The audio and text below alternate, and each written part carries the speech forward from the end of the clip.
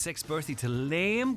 Liam 6 today. Did Happy you know? birthday, Liam. It comes in from mum and dad. 6 is a big age now. It is, getting it, dear on. Daddy, Aidan and Connor too. I know, it'll be a right out party today. Are we going to go? Liam, are we invited? No. It'd be bad to show up, wouldn't it? I think sounds a piece of cake. I'm sure. Have you Liam... ever gate crashed a wedding or a birthday party? No. Or anything like that? Never. No. Imagine, could me and you do that? We would look a bit odd, me and you doing that, I wouldn't don't know it? why it has to be me and you. I want to watch you. No, but I would love the crack. Do you know, we could set it up, right? Sneaky cameras and stuff. And film it. But I need a lady to come with me. Caroline might come with me, would you? I think Susie's about to invite us to the birthday party. Oh, Susie. Susie will come around. You made his day, thanks, Lee. And Greg, there you go. Well, I didn't get a mention. It's just you. No. Thanks, though. You're very polite. No, you're dead. So wouldn't it be good? Liam. Wouldn't it be good crack? Say if we set up a challenge. No. I'll do other stuff. Normally I bite. Do you know where you sort of say, let's do something? I normally bite, but I'm not gate crashing. You're not biting that there. No, not that one. Right. Sneaky one. Just dress up in your best suit to walk in the door. How you doing? God, aye. Yes, but you're presuming that anyone would want to see us turn up like that. No, but it's just for the crack. See how far it would go. Would you get the first course? The starters? That would be we'll not bother. No, we'll just... Oh, no. Here we go. Can I stop this in time? Go on ahead. I did. I got it stopped. Oh, God, you're good. You're getting good at this job. Have a great Wednesday, Lee. Good Look luck. after yourself. All right, it's halfway through the working week if you're working weeks Monday to Friday. We have the Greg Hughes Show just around the corner. In fact, it's the other side of the news headlines at 9 o'clock. And it's Good Morning, Ryan Brawley. Thanks, Greg. Good morning. Midlands North West MEP Kieran Mullooly has challenged the Cypriot Minister for Agriculture to ensure that Irish fishers are given fair play during Cyprus' EU presidency, which began this month. Mr Mullooly said Irish coastal communities are being pushed to the brink, particularly after the December Council meeting, which effectively saw the Hague preferences abandoned. He said this may well be repeated this week in London, where coastal states are discussing mackerel quota sharing and management measures for 2026. Mr Mullooly told the minister Europe promised solidarity, but that is now in short supply. Chair, I represent fishers from the northwest of Ireland. I speak at a time of tremendous frustration, particularly after the Council meeting in December, when the great European word solidarity seemed to be ignored. I'm appealing to you to ensure when you chair Council events that you apply fairness and equity, particularly to smaller states. And I think if we do not, we will lose more and more people from this industry. In my constituency, they are going out of business. They are no longer following this profession. Over €1.5 million in solar panel grants were paid out to Donegal homeowners during 2025. These findings come from Kilowatt.ie, who made an analysis of SEAI data. Throughout the county, 792 properties availed of the grants to install the panels. The issue of childcare buildings dealing with the effects of defective concrete has been raised in the Dáil. This was highlighted by Donegal TD Pearse Doherty during the second stage debate of the Childcare Amendment Bill. It is thought that more than 20 facilities are affected by the issue, with 3 of those in public ownership. Deputy Doherty urged Children's Minister Norma Foley to come to Donegal to see these childcare buildings firsthand. We're talking about buildings in my county, 3 in particular that are public, that houses over 300 children, where the buildings that they are asked to attend every single day are crumbling. We've talked to parents and all the rest, and the children are coming home worried, is the building going to fall in? This is wrong. Different groups have invited you to meet with them. As of yet, I don't understand that there's been a positive result from that there, but I'm appealing to you here again to meet with the groups and to engage with what is a very, very serious issue. And the weather, cloudy and damp this morning, but sunny spells will develop later with a good deal of dry weather through the afternoon and evening. A southerly breeze and highs of 7 to 9 degrees. That's all for the newsroom for now. Back with news again at 10. What's brought me into therapy?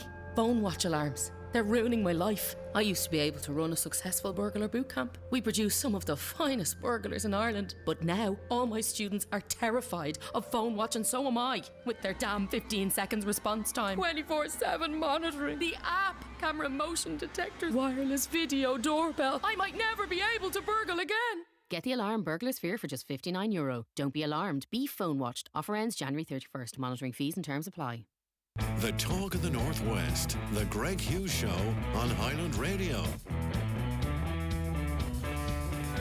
Hello and a very good morning. You're very welcome along to Wednesday's show. It's 3 minutes past 9 on this Wednesday, the 28th of July, 2026. Thanks so much for choosing Highland Radio this morning, and hopefully you won't be disappointed. We've got loads coming up for you over the next 2 hours on this programme, keeping you across all the big stories locally and further afield. We've got your comments, of course, and conversations that matter. And we want your input throughout the course of the morning. 086 60 25,000. WhatsApps and texts to that number, whichever you prefer. They all come into the one place, 086 60 25,000. If you want to give us a call as well, we've got Caroline and Shannon, of course, manning the phones. 07491 25,000. And emails, comments at highlandradio.com. If you're listening to the overnight replay or indeed the podcast, which is available for you now on Spotify, by the way, feel free to email or text and we can pick them up and include the comments or suggestions in the next live show, right? Okay, now let's have a look at some of the papers which are out this morning. We'll start with the locals. The Finn Valley Voice. Donegal County Council members have aired their frustration over the slow pace of housing developments in Ballybofey and Stranraer. There are currently 202 applicants that have Ballybofey Stranraer as their first preference. At last week's meeting of the Lifford Stranraer Municipal District, Councillor Patrick McGowan said, "I'm disappointed at what's going to be delivered in Ballybofey and Stranraer. It's always where the greatest need is and we need to concentrate on it." And there are much fewer houses planned for that area than are actually required. On to the Inish Times this morning. Karen Donovan sent to Circuit Court on serious drug charges. That is the headline on the front of that paper today. Heading on to the Nationals now, and awful scenes down the country particularly, but not exclusively. Storm Chandra. I didn't get the warning on this. I didn't sort of get any urgency or... Now, that just, as I said, I think I said this in conversation with Lee yesterday, I just might not have seen it, but I didn't really get the sense that there was any weather warning out there at all, and that doesn't mean it wasn't out there, do not get me wrong, but I know even here in County Donegal, it was very, very blustery. In fact, some of the highest mean winds were recorded in Malin, or off Malin, and there was very little talk locally about Storm Chandra. That's how it felt anyway. But parts of the country underwater, absolute devastation. Can you imagine? And many of you actually can imagine because it's a lived experience, the water washing through the ground floor of your home or your business and all the cleanup that would come following that. Well, parts of Ireland will remain on flood alert for further rainfalls expected over the next 72 hours after Storm Chandra battered the country. There was near record flooding on the east coast, which caused millions of euro worth of property damage and left parts of a Wexford town effectively cut off. Gardaí, the fire brigade and council staff and civil defence were deployed to parts of Dublin, Wexford, Wicklow, Waterford and Kilkenny as torrential rainfall resulted in rivers breaking their banks and flood defences being overwhelmed. And also too, it showed Dublin's vulnerability, its transport network's vulnerability to flooding. The M50 snarled up because of flooding, and it affected their rail and bus services as well. So a bit of rain, and it was more than a bit of rain, but was enough really to leave the capital in gridlock. The Irish Daily Mail reports that hospitals are hiring diagnostic staff who do not hold qualifications which are recognised by the HSE, i.e. their employer, and this is posing a significant risk to patients. An investigation by the paper has uncovered evidence that qualification requirements are being bypassed despite the HSE's chief people officer repeatedly instructing HR managers to follow them. The Mail has spoken to a range of health sources who said that the hiring practice is widespread and that there are potentially hundreds of clinical measurement, and I'll just go inside here, hundreds of clinical measurement physiologists working without the relevant qualifications. So what are physiologists?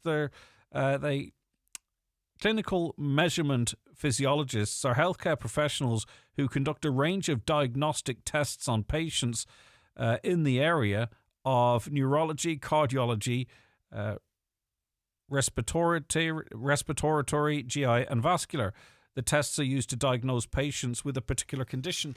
So that's a very, very important job, and apparently hospitals are hiring these staff who don't have qualifications recognised by the HSE. Now, I don't know if that means that there is poor diagnostics being done by these people, if it's paperwork and just the qualifications don't necessarily fully match until such time as something's put in place until they do. But I guarantee you right now, and I'm not saying this is the case at Letterkenny University Hospital, but I guarantee you right now there are people listening to this programme who have had misdiagnoses or delayed diagnoses, and maybe it's a condition that wasn't being treated in a timely fashion. Maybe that happens all the time anyway, and it's just part of the cut and thrust of a health service. But that's certainly something, in the absence of further information from the HSE, that will concern people, quite rightly so too. Rightio, it's that time of year whereby we learn where all the politicians are going on their hollybobs for St. Patrick's Day. 40 government reps will be on the march to 52 different countries next month as part of the biggest St. Patrick's Day ministerial merry-go-round in history. The Cabinet, 23 junior ministers, the Ceann Comhairle and the Attorney General will be jetting off to spread the Irish cheer for our national holiday. Who's the designated survivor? Does someone not have to stay back? Well, anyway, some will head to exotic destinations such as Mozambique, Guatemala and Tanzania, although others are going as far as Wales and London. Funny enough, the Wales and London trips are probably the most significant, actually, because you're out there maybe reaching people from Ireland at a very important time for many Irish people. Well, where are our locals going?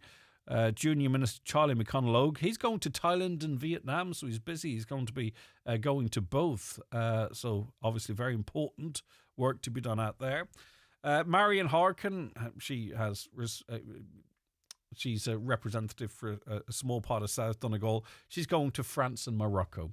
So Marion Harkin, independent, off to France and Morocco. Would I support the government, or any government for that matter, for nice wee trips like that? It would be tempting too when you're banking 130 grand at the same time. But anyway, Marion Harkin off to France and Morocco. Charlie McConalogue, he's going to Thailand and Vietnam. I think that's the local interest in those trips, unless I've missed out on someone. Darragh O'Brien, of course, has been quite an important name here in Donegal. If you're interested, he's off to Brazil. All right, so that's it. That's where they're going. Let's see now. New rules on rents. Many of you maybe are landlords or interested in this as tenants. It's in the Irish Daily Mirror this morning. Landlords will be expected to self-assess whether rents they set truly reflect market rates under the government's rental reforms. Housing Minister James Brown secured cabinet approval yesterday for a new residential tenancies bill which will introduce tenancies of minimum duration, establish a rental price register and restrictions on no-fault evictions. Once enacted, the bill's provisions will come into effect for new tenancies created from March onwards. The law was devised to address investors' long-standing complaints that rent regulations were not attractive. Ministers say the bill will improve rental unit delivery, particularly the chronic shortage of apartments around Dublin, and provide greater security for tenants. And sometimes you do wonder who's actually creating the rules in terms of, you know, the rental sector, land development, tax on major developments, etc. You do wonder sometimes who's really coming up with these proposals. On to the Irish Daily Star now, and you will be familiar with, if you've been watching the national news or reading the newspapers, the very tragic death of Grace Lynch. Well, a teenager admits that he was caught red-handed after driving a vehicle causing the death of 16-year-old Grace, a court has been told. 18-year-old Keith Lee of Parkview Drive, Poppintree Park, Dublin 11, appeared yesterday morning before Blanchardstown District Court, charged with dangerous driving causing death at Rathoath Road in Finglas on Sunday. Is accused of driving a vehicle in a manner that caused the death of Grace that day. The offence is contrary to two sections of the Road Traffic Act. He was on a scrambler bike. That case has to run its course, of course, and we wouldn't want to say anything that may in any way interfere with that. But when we talk about certain, and it's often during Community Garda information, when we talk about the use of certain vehicles by young people, be it quads, other vehicles, scooters, that type of stuff, things that are being used maybe not fully responsibly. It's this type of tragedy that we're trying to avoid effectively, because it's not just Grace's life who's been cut short, and it's an incredibly sad situation for her, so much of her life ahead of her, but also for her families and friends, but also too, and I'm not offering sympathy as such, but for Keith Lee, an 18-year-old, made a decision. His life is probably destroyed now, and that of his family as well. And it was all because a vehicle which shouldn't have been on the road seemingly was, by his own admission so far, being used in a manner that caused this incident. And it is really, really quite troubling. So that's why we do those appeals. It's tried to avoid stuff like that happening. And finally, in the Irish Times, Ireland's consumer watchdog has called for restaurants, cafes, hair salons and other service providers to ensure tipping policies are transparent so people don't inadvertently pay over the odds. The Competition and Consumer Protection Commission said technology has changed the tipping landscape as it issued guidelines. It published research into tipping culture in Ireland, which found that 90% of consumers tip at least some of the time, with women and the over 35s most likely to tip. 2/3 of Irish consumers believe tipping has become less voluntary, while 1 in 5 said they'd recently paid a bill that included an unexpected extra charge. So obviously, listen, if there is tipping should be voluntary, I think, because you should be based on the service you received. So I think it's a bit strange to lock it into the price.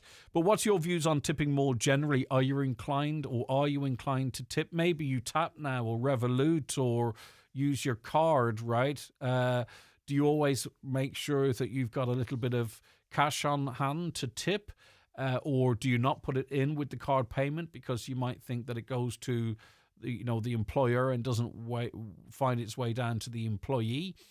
Or do you find, honestly, because you know what, we're all being honest with each other, do you find now maybe if you use less cash, you're less inclined to tip? Or do you think maybe the price of a cup of coffee or a cup of or a fish and chips or something is already so expensive that you don't really think a tip's justified?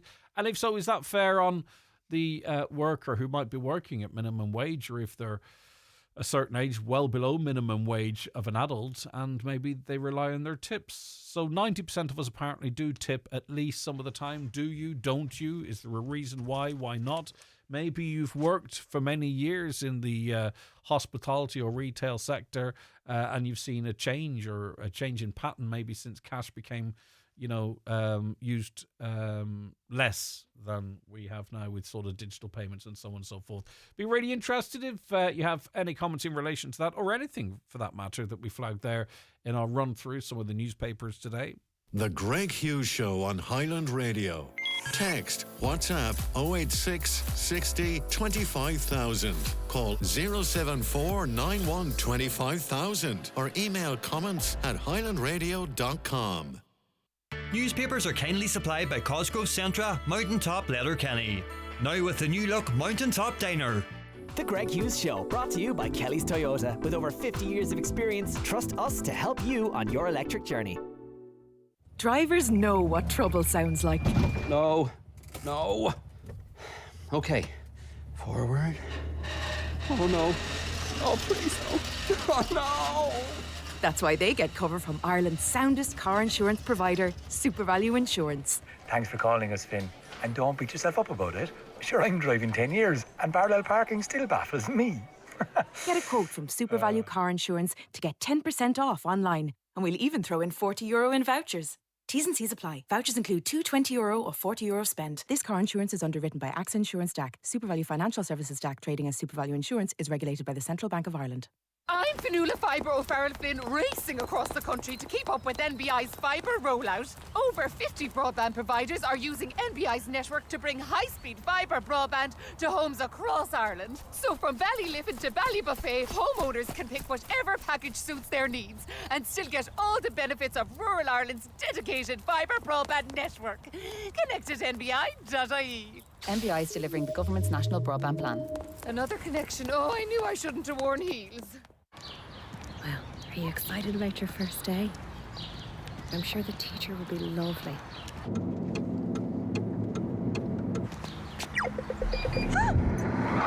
Sometimes the moments that never happen matter the most.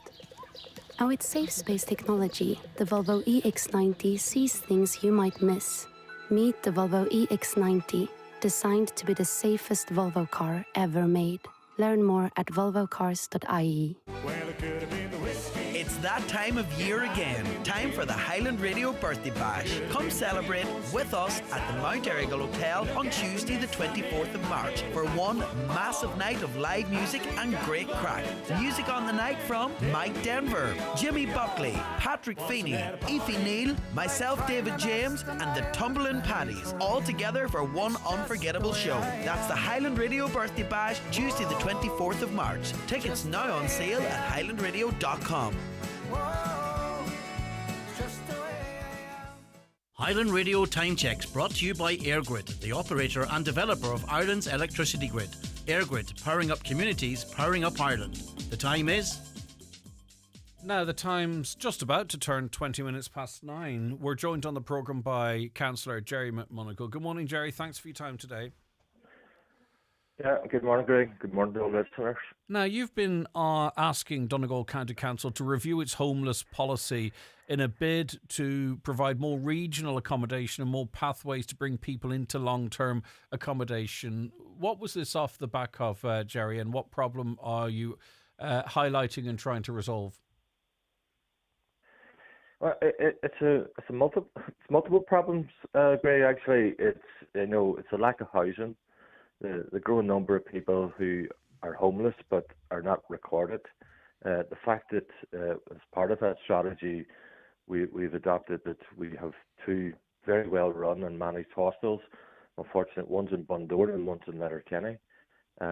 We all know the size and geography of the county, and homelessness is right across the county. So if we have someone who is living in Inishowen, say, and they come into homelessness, they could either be put in Letterkenny or in some cases they were put in Bundoran.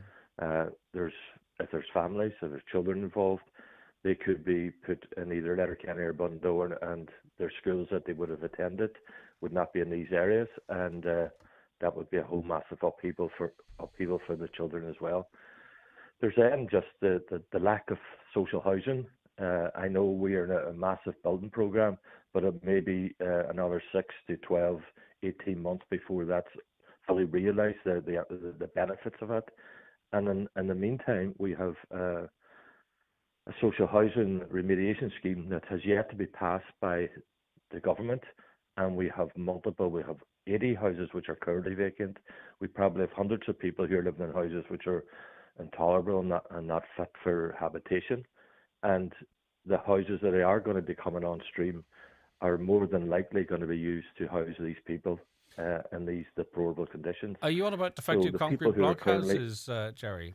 Yeah, so the defective concrete block, yeah. And the people who are currently on the housing waiting list will be pushed back, and that will lead to homelessness. I could just finish this point. That will lead to homelessness because a lot of the high rents is being charged. A lot of people are finding it hard to sustain that. Yeah. And they are now in danger of getting, and a lot of people are getting terminations, and we have nowhere to put them. Yeah, you kind of went on to ask the question, or answer the question I was going to ask, because it is quite a different scenario here in Donegal, because we have, the housing waiting list, as you mentioned, and I want to go back to homelessness, but just address this point first. And then we have people in council accommodation, social housing, that really is not fit to be lived in. So they will be housed ahead of those on the waiting list in areas where they need somewhere to go, because we don't really have a plan from government yet as to how we remediate social housing. No, and in fairness to Donegal County Council, we put in a plan in 2022 for how we could remediate our houses, how we could turn them around, and put people out, get their houses remediated, that's the demolition or whatever, and get them back in again. And this has not been accepted since 2022, and we're now in 2026, and we still haven't got the scheme passed by the government. So nobody can understand that. I spoke directly to the minister. I met him a few months back there in Limerick, and I spoke to him, and I asked him, and he said it was imminent. It was, Jerry, you will know in the next 2 to 3 weeks. And that was last October, and here we are now in going into February 2026, and no sign of that. Yeah. But the big problem that's happening now is around, we have a place finder team on the council who, when people present as homeless or have a termination order, they set about trying to find suitable accommodation for them. And the problem now is that their incomes is not sustainable. The HAP won't be given to them, and therefore their homelessness is going to happen. And the options we have now is the Letterkenny hostel and the Bundoran hostel, and that's why I'm asking for the review. Do you look at it, at this homelessness in total in the round? There's many people living with their aunts, their sisters, their mums, in overcrowding situations, but they're not classed as homeless. That's what I wanted to tease out with you, right? Because if you wanted to frame this a certain way, you could say the situation is improving in Donegal.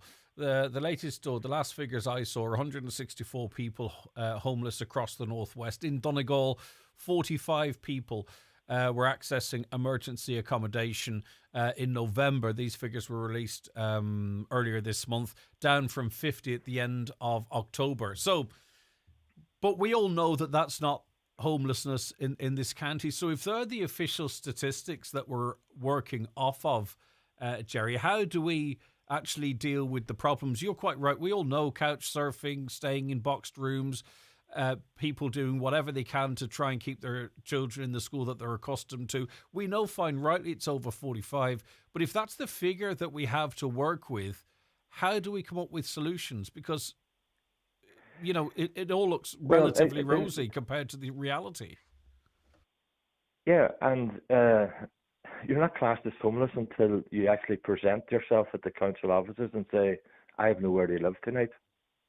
And then you're classed as homeless. Whereas if you presented yourself at the council and said, look, I'm homeless, but my sister's put me up, or my aunt's put me up, or I've had to move back to my mother's because I've had received a termination notice, which I informed you 6 months ago and has come to fruition now. But I'm going to be living at my mother's until I get somewhere. You're not really classed as homeless there. That's not a homeless statistic.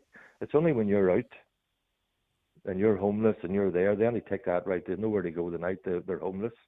Now, how do they measure that? Now, there was a time when we give people vouchers. That didn't really work. We have to acknowledge that it was abuse in some situation.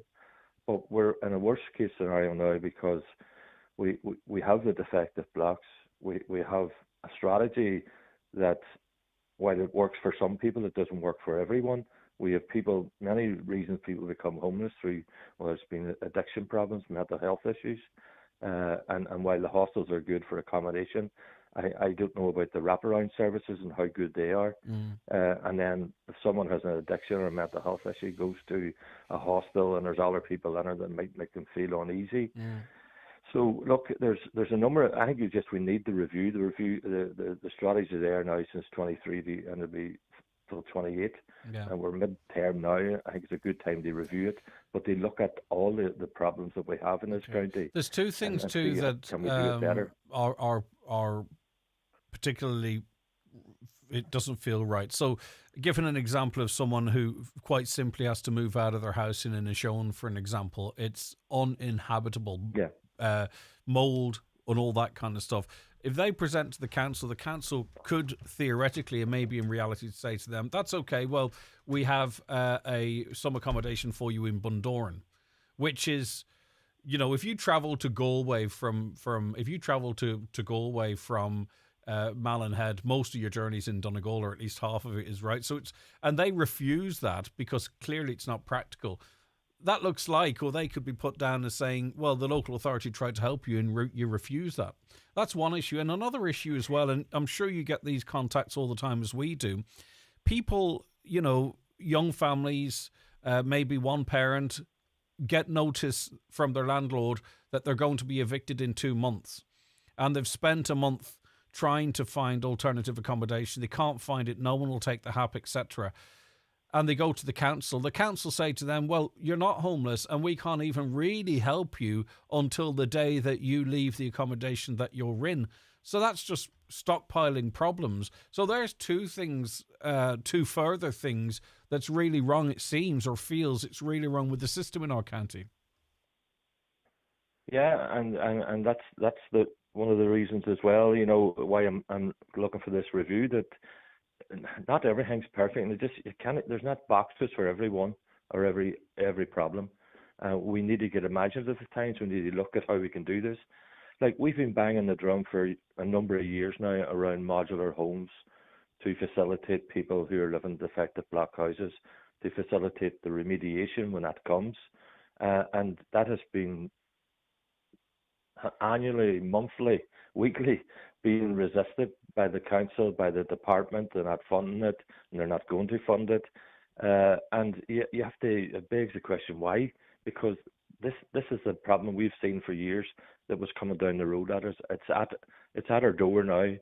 It's a bit late to be starting to scramble around trying to look for solutions when the solutions have been there for years. So look, we're going to continue banging that drum, because I think that would be a way to help the housing situation. But the people who are homeless now, the high rents, their income isn't sustainable to maintain them high rents. There are going to be more people coming homeless. We have not got the houses to house them. So the two hostel solutions, while they're very good hostels, are not going to answer these problems and solve them for us. So we need to look at something different. I beg your pardon. We'll see what this if this review takes place and what it shows us. Thank you very much indeed. That's Sinn Féin Councillor Jay McMonigal speaking. The Greg Hughes Show, brought to you by Kelly's Toyota, Port Road, Letterkenny. Stockists of a wide range of used passenger and commercial vehicles. Are you female, currently unemployed and looking for a new career in construction? Rural Enterprise SkillNet is delighted to announce the next Women in Construction programme commencing on March 2nd in Letterkenny. For more information or to apply, visit ruralenterpriseskillnet.ie. Closing date for applications is February 16th, with interviews on February 18th. This Rural Enterprise SkillNet programme is co-funded by the Government of Ireland and the European Union. The biggest sale ever at Easy Living Furniture has been extended but must end this Sunday. This is your last chance to transform your home into a space of luxury and lasting comfort for less. Every department is packed with value, including sofa, dining, bedroom, mattresses, accessories and more. Shop Easy Living Furniture, Crescent Lake Retail Park, Derry, before the biggest sale ever ends Sunday. If you're starting a new business in 2026, let BizPrint help you with all your printing needs. Logo design, invoice books, business cards and promotional products. Call BizPrint in Letterkenny today on 9177955 or visit bizprint.ie. At iMotors, your trusted Donegal dealership for over 50 years, we bring you Nissan, a reliable Japanese brand for generations. Get your new 261 Nissan with €4,000 finance contribution or trade-in booster. Plus, enjoy low-rate finance options. Visit imotors.ie today for your best deal for 2026. iMotors, fearless generation.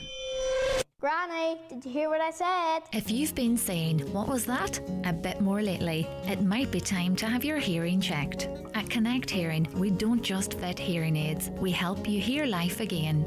From tiny in-the-ear styles to Bluetooth connected devices, we fit the best solution for you.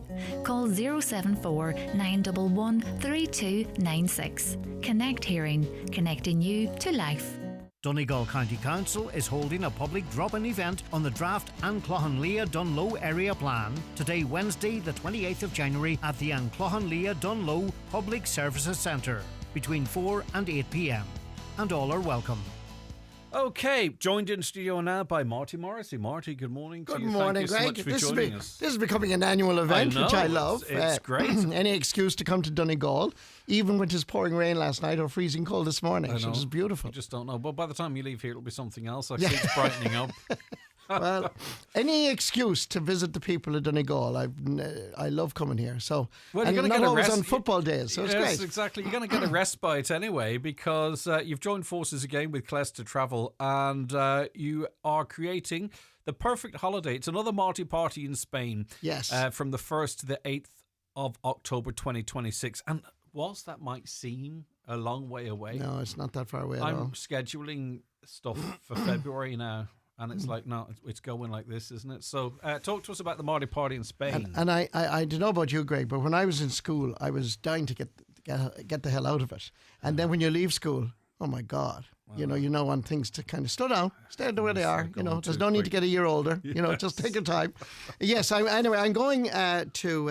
I was going to say I was going to Donegal. I'm going to Calpe in Spain, and which is lovely. You fly to Alicante and you head down. We pick you up on a bus and way down to Calpe, which I only discovered when Deirdre Grant and myself went there a year and a half ago. I never heard of Calpe, but it is a magnificent, beautiful, beautiful place. With loads of beaches, loads of cafes, beautiful rock that you can climb if you're in the mood. I'm not, but anyway, if you are. Yeah, it's great. And the hotel is lovely.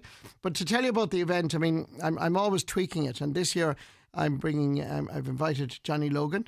We're having our own Eurovision night. Sounds fantastic. So we have Johnny Logan, Paul Harrington, Charlie McGettigan, and Niamh Kavanagh, of course, you know now, with Dancing with the Stars, and Linda Martin. So on the Sunday night of our week, we're going to have a Eurovision night and let them sing their songs and do other things as well. But we also have, I'm delighted to say, Honor, one of Donegal's finest. I was talking to Dean last night and they're delighted they're going to be coming over. They were with us last year as well, and they're hugely popular. I just think they're fantastic. I love them to bits. So Honor are coming, but my good friend Noel Cunningham is coming as well. And Noel is a local legend. He's a national treasure. And he's a great friend of mine, and he's coming as well. So there's a large Donegal contingent. Well, that's what I was going to say. I mean, we are really well represented, aren't we? You're very well represented. And you were very well represented at the shows last year because a large crowd came from Donegal, which I really appreciated, and many of my friends. But we also have, let me tell you, we had the Tumbling Paddies last year. We have the Whistling Donkeys coming this time. We have Tommy Fleming. We have Cherish the Ladies. We have the Galway Tenors. We have Sean Keane, who I love. I think he's fantastic. So we have a huge lineup. We've also this would be a tough gig to pull together in Ireland, right? Because, although I did it. These are all, these are all household names. These are stars, right? Yeah. And to pull it in Ireland, pull it together in Ireland would be a challenging enough with diaries and everything correct. like that. There, so to be able to pull this off. Maybe it's easier because you're telling them come over and do it in the sun. I don't know. Well, it is an attraction now, in fairness. Yeah. But you do like why you started the conversation with me. It is planning and it is a long way out, but it's not really because, like, already, sure, what date is today? 26th, 27th of January. We're almost in the 1st of February at the weekend. So there's 1 month gone and you just have to plan. And I mean, look, I don't know. I mean, you just feel in this cold weather, isn't it something to look forward to? Yes. And also what I call it a paddy summer in Calpe, because you're there from 20 degrees to 24 degrees. So you're not like Christy Moore at a concert where you're sweating from your brow. It's lovely. It's ideal for us. And it's great fun. And of course we've entertainment by the pool as well during the day. So you have a mixture of and Patrick O'Sullivan, I know he's not from Donegal, but he's from Cork, and he's a huge hit. And he's going to be with us as well. The Galway Tenors you mentioned, right? Yes. There's something about seeing tenors live. There is. I always like to see them on a show because there's just, and this is not in any way to put any other artist down, but there's just something it's just the instrument is the voice, and to see it in the flesh, it's just something really quite remarkable. And they do a mixture of opera, but they also do the Fields of Athenry. They're pure entertainers. And they've done loads of gigs with me over the years. But to make a point, when we did a gig here in Letterkenny, and I'm hoping to do more Irish next year or at the end of this year. But Deirdre Grant was the one that inspired me with Sean Skehan to go to Spain. I said, not a hope. But I went to Benamedina 2 years ago. Then we discovered Calpe last year. So this is my 3rd year. But Craig, what I love about it is, and what the reaction we got last year, the emails we got afterwards, which was very, very, I couldn't believe we got emails, was the fact that people, not alone was the music, it was the social interaction. Oh, no, for sure, yeah. And there's a lot of loneliness in Ireland and a lot of isolation. And this is a way of communicating, and you don't have to be married. A lot of people went because they had lost their partners. Some people were recovering from illness, but they made friends. And that is the thing. It is not just about having somebody with you. You can come on your own, and I guarantee you, by the time you leave, you'll have about 300 friends. Oh, for sure. And there's friendships formed at these types of trips. We would do them here, of course, as a lot of radio stations do. That are forever friendsps, and they tend to book again because other people are going. It's a little community, right? Yeah. And I do like the fact that, you're quite right.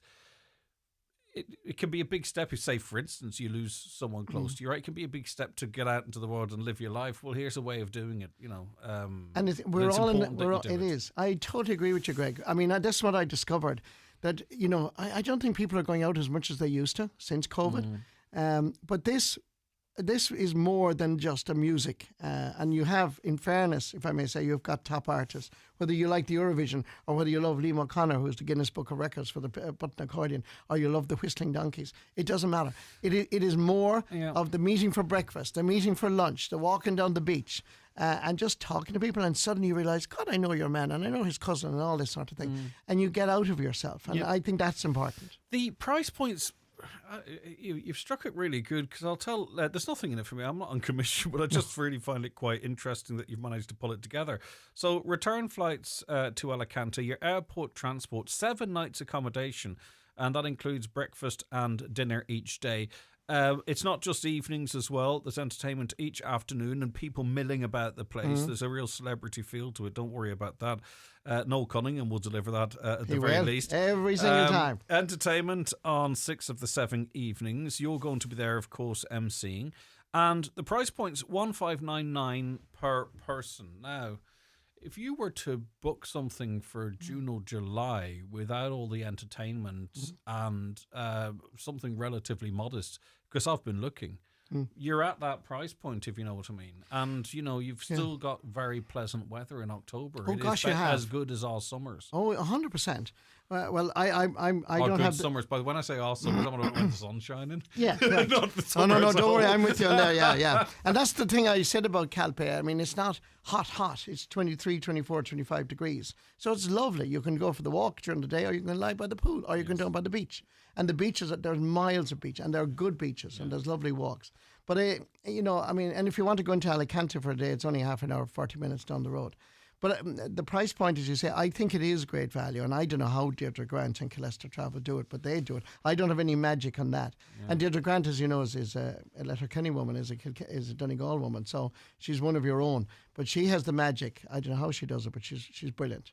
Yeah, all right, okay. And it's not all just on the one plane. There's flights from various locations as well, dependent on you where can people go from Dublin, Knock, Cork, Dublin, Shannon. Belfast.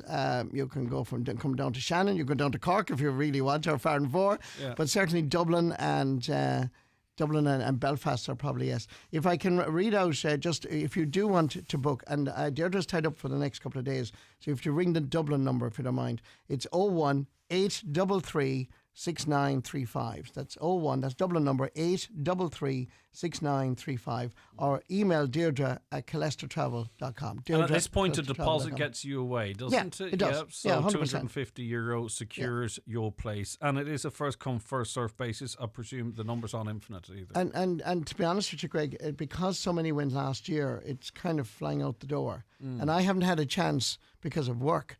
I haven't had a chance, but I took these couple of days. I was in Radio Kerry on Monday. I was in Midwest yesterday, and I'm here with you today. Okay. So I kind of did my West and Northwest tour, but I wanted to give everybody a chance and send it out. Now, it has been advertised on our website, but at the same time, I wanted to reach out because particularly Donegal, if I may say so, were huge supporters of mine, and I just wanted to say thank you for being there last year, and I hope you'll come this year as well. Yeah, brilliant stuff. We'll retain that telephone number that you gave out there in case, I'm sure people will be looking for it. It's a fantastic lineup.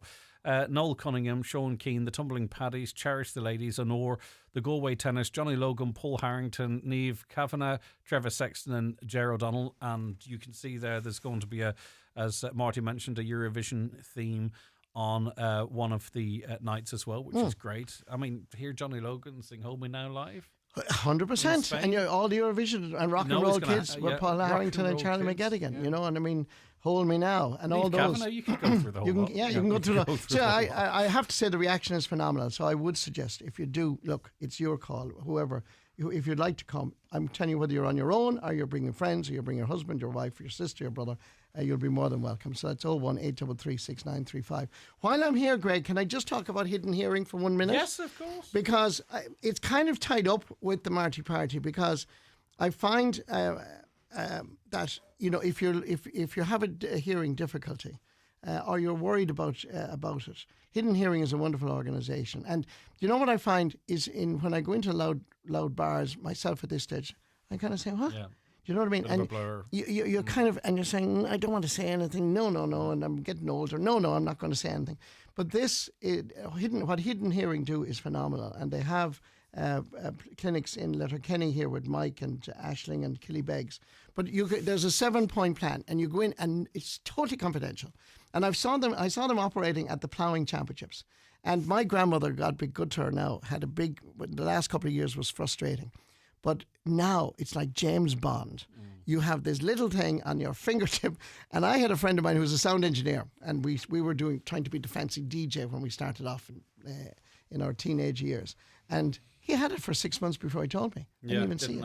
Yeah. So it is, and it gives you the confidence, and it gives you the confidence to hear the music, to hear the chat, and it is well worth doing. Can I say one thing too?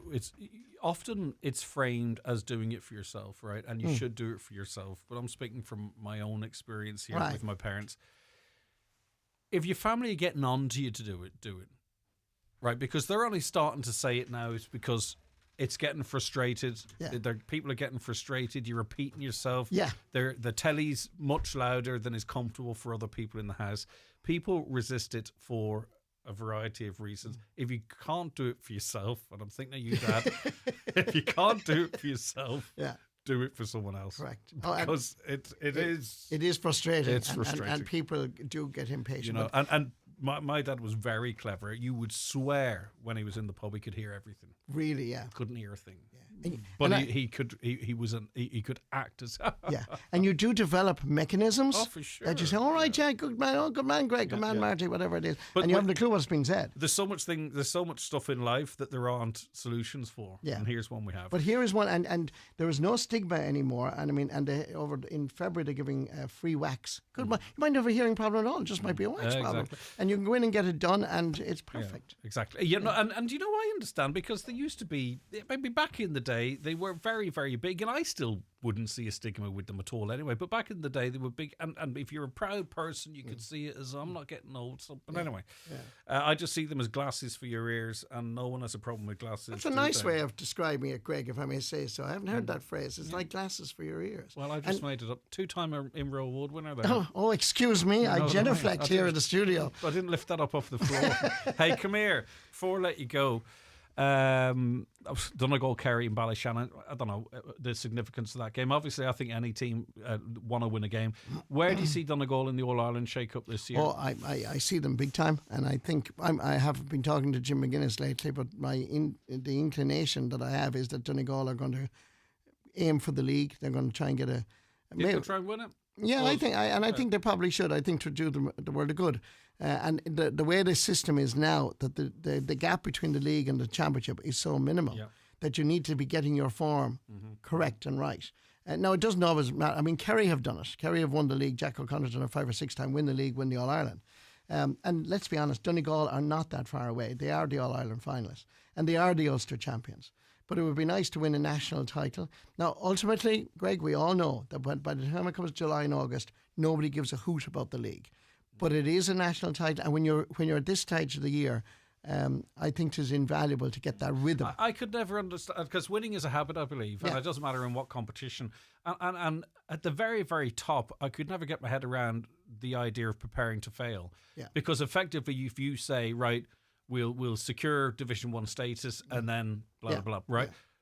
That I don't think the high end sports brain can differentiate like that. To say, right, well, it doesn't matter if we win this game, but we'll definitely want to win the next one after that. Yeah, I don't think you can differentiate. And you know, the league. When I was young, some of the league games are played in October, November, and then you'd play more games February, March. So you could time it in such a way that you're peaking at June, July, and hoping to get to August, September. It's different now, and they're still learning how do we do this. And you throw in a whole new set of rules, which is changing the face of Gaelic football. For me, anyway, it's given me back my love of Gaelic football that I did. Because when I was a young lad, when you'd watch a match on TV, you'd go out and you'd bang a ball against the wall and you'd pretend that you were Micheál Mahertic or Micheál.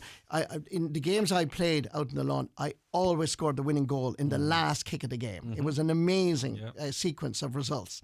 Of course, that never happened in reality, but we dreamt, and that kind of dreaming is back with the new rules: the 2-pointer, the solo and goal. We apologise for the blip, but we're back. Exactly. One final thing. I was speaking to a sports psychologist who believed that when you're at the very, very top and you're tweaking really with the top 1% or something, that psychologically the victory for Donegal last year was getting to the final. Do you think there's any weight in that? I think there is. I don't know if there is. I don't think the team would ever think that. I don't think Jim McGuinness would think that. I wouldn't say it to them either. No, I would not. I think it depends on your perspective. I think, let me put it like this. In my own county, in 1995, we won the All-Ireland. For 81 years, 1914 was when Clare won the hurling before that. We never dreamt of seeing a Clare jersey in Croke Park. We were happy to get to Croke Park having won the Munster Championship. We didn't care if we got to the final. Now, we did probably, but we were so glad. So it depends on your perspective. Kerry's perspective is what we all need to aspire to. Kerry only concentrated on winning the All-Ireland. And it's a mindset. But the Donegal, they don't need me to say it because I'm a huge fan of Donegal, but they have the cocktail, they have the mix. They have the height in midfield. They have the goalkeeper. They have everything going for them, and they're not that far away. And the conveyor belt. They have the conveyor belt, and that's fantastic. So finally, your tip for Sam this year, and don't just say that. I mean, you wouldn't. No. But can you see past Kerry? I can't, to be honest with you. I think the new game will suit Kerry, and they have a superstar in David Clifford, who I think is actually unmarkable at the moment, and Paddy Clifford. I think Paddy Clifford would have to be marked tighter when it comes to it and not given the freedom of the pitch. And I think underneath that, I do think Donegal. I genuinely do. I think Donegal, I think Mayo, I think Andy Moran with Mayo will do well. I just feel that there is a conveyor belt there as well. And Dublin will respond and come back. But they'll be the main contenders. I think Galway as well. You know what I mean? To me, it's number 1 Kerry, number 2 Donegal, number 3, 4 and 5 would be Mayo, but I think Dublin, that's a Galway. testimony to the state of the game. It's in a good situation. It is where in a good situation. All right, you might have a horse out front, but you have a pack waiting for one to break through. And Clare to win the hurling. Just thought I saw that in Donegal. I didn't even need to ask you that. No, not at all. Right, okay. So if you want to join the Marty Party in Spain in October, give us a buzz and we'll pass on that number for you and you can secure your place for 250 notes. Thanks very much indeed, Marty. Greg, lovely being with you, and thank you for having me. The break. The Greg Hughes Show, brought to you by Kelly's Toyota, where you can care for your car with Toyota Relax, giving you an additional year's warranty with your service. Terms and conditions apply. Looking for something to do this January? Make a day of it at Century Complex. Enjoy movies, great food, games, and let the kids burn off the energy in Century Play. From family days out to relaxing catch-ups, there's something for everyone under one roof. Visit centurycinemas.ie or call 07491 21976. A public interest message from Donegal County Council. The County Donegal Heritage Office, in partnership with the Department of Housing, Local Government and Heritage, is accepting applications for the Community Monuments Fund 2026. This initiative offers 100% funding for the conservation, maintenance, protection and presentation of archaeological monuments. Eligible applicants include private owners, custodians, community groups and local authorities. The deadline for applications is 4 p.m. on Friday, January 30th. Application forms and further details are available on the Donegal County Council website, donegalcoco.ie. Donegal County Council, protecting our heritage. If I was cyberbullied, you put your arm around me, right? If the videos on my feed tried to push me to extremes, Would you intervene? What if I was pressured into a dangerous challenge? Or became bombarded with videos of self-harm? Disordered eating. Suicide? Children and young people can encounter violence, bullying, explicit content and many other dangers online. Harmful content is never acceptable. Report it to the platform where you see it. Visit Commission the Mound at www.cnam.ie for more on how to report. There's a French expression, tout compris. It means all included, perfectly expressed in the Peugeot hybrid and electric SUV range, featuring the compact 2008, our best-selling 3008, and award-winning 7-seater 5008, all with a 5-year unlimited mileage warranty. Discover tout compris for yourself at McGinley Motors Peugeot, County Donegal, today. Highland Radio weather updates with McElhenney's. Looking for the perfect outfit for an upcoming event? We have new occasion wear styles arriving every week. Visit us in Ballybuffet or shop online at mcelhenneys.com.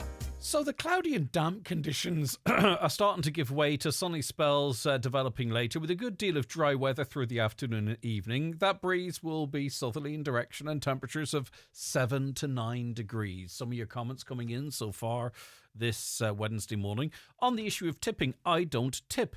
It's not my responsibility to pay a business's staff. Tipping in a coffee shop, restaurant or hairdressers, it's ridiculous. They should be grateful I choose their business to spend my cash and not expect me to pay them for doing so. Okay. On the St. Patrick's Day trip's a perfect time for a coup in Ireland. When the cats are away, the mice can play. That would be presuming it's the elected government that run the country. I think it's going to tick along all right without the guys and dolls from Dáil Éireann there, to be honest with you. Minister Darragh O'Brien was just in Brazil at the COP25. He must be fond of it, such a carbon footprint for the Minister for the Environment. That's the irony. This is why people struggle with being told what to do about turf, for an example, when you have someone working in the space of environment back and forwards from Brazil. So in other words, I need to go and check. I need to fly there and check what the crack is, and then I can go back and tell you what you can't do.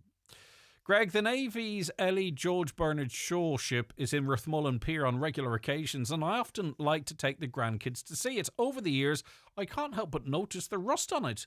If this ship is our defence, we're in trouble. We are in serious trouble. I get where you're coming from, and it's a very good point. Obviously, me and you know, right, don't we, that surface rust and the ship can function fine in that situation. But yes, you're right, and it's a beautiful setting, actually, for one of those big ships to pull in. On the issue of X, I myself have left X recently because of how I saw it going. That was before the Grok controversy. I never saw any nudity, fake or real, but it epitomizes doom scrolling because of bots and, in my experience, very misogynistic, confrontational people. I fully agree with Donegal County Council leaving and think more should follow, especially if they pay for their accounts. Love the show. Well, thank you very much for your nice comments. I posted on this yesterday and on my social media. And, you know, this is where I start kind of going, oh, because you would imagine that negative comments, racism, misogyny, very strong accusations. I think a lot of people would say, well, that comes from the right, okay, where most, the majority of people on Twitter, X probably are. But I'll tell you one thing, the left, in inverted commas, those that profess to be the guardians of all that is good, my word, they can get nasty when they want to as well. It's a horseshoe to some extent, I think, and it meets in the middle, and the extremes of both very, very nasty. They will say anything to get your point across, because I get it from both, you see, because I'm relatively centrist, I think. I'm starting to think I am. Rightio, at that hour went like a rocket to the moon. And we'll be back with the next hour after we take a quick break for the news. Don't go anywhere. The Greg Hughes Show, brought to you by Kelly's Toyota, Port Road, Letterkenny. Stockists of a wide range of Toyota commercial vehicles. Your perfect business partner.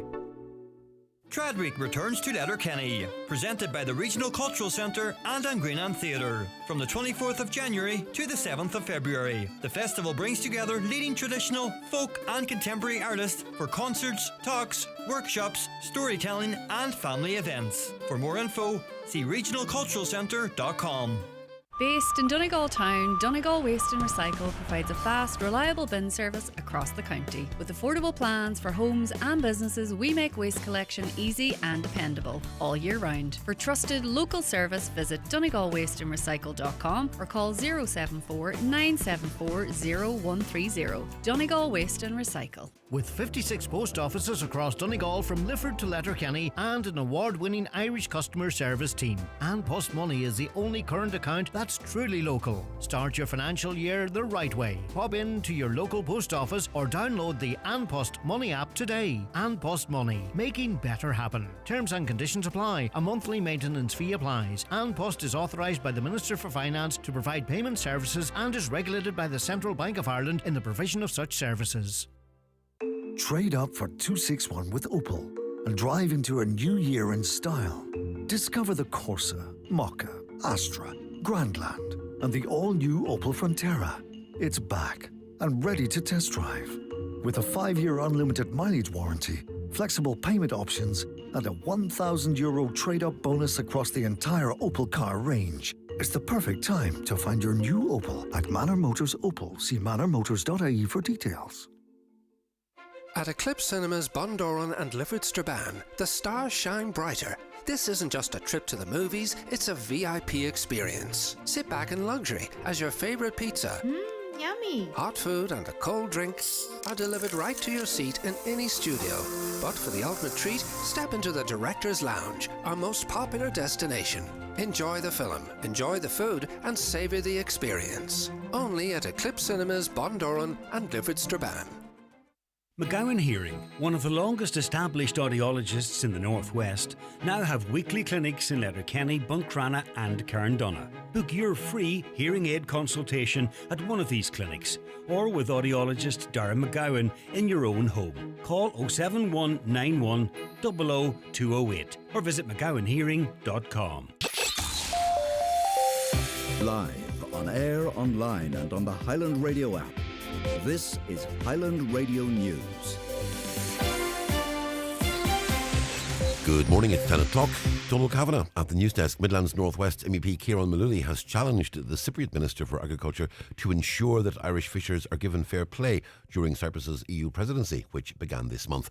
Speaking at a meeting of the Parliament's Fisheries Committee, Mr Mullooly said Irish coastal communities are being pushed to the brink, particularly after the December Council meeting, which effectively saw the Hague Principles abandoned. He said this may well be repeated this week in London, where coastal states are discussing mackerel quota sharing and management measures for 2026. Mr Mullooly told the Minister Europe promised solidarity, but that's in very short supply. Chair, I represent fishers from the northwest of Ireland. I speak at a time of tremendous frustration, particularly after the Council meeting in December, when the great European word solidarity seemed to be ignored. I'm appealing to you to ensure when you chair Council events that you apply fairness and equity, particularly to smaller states.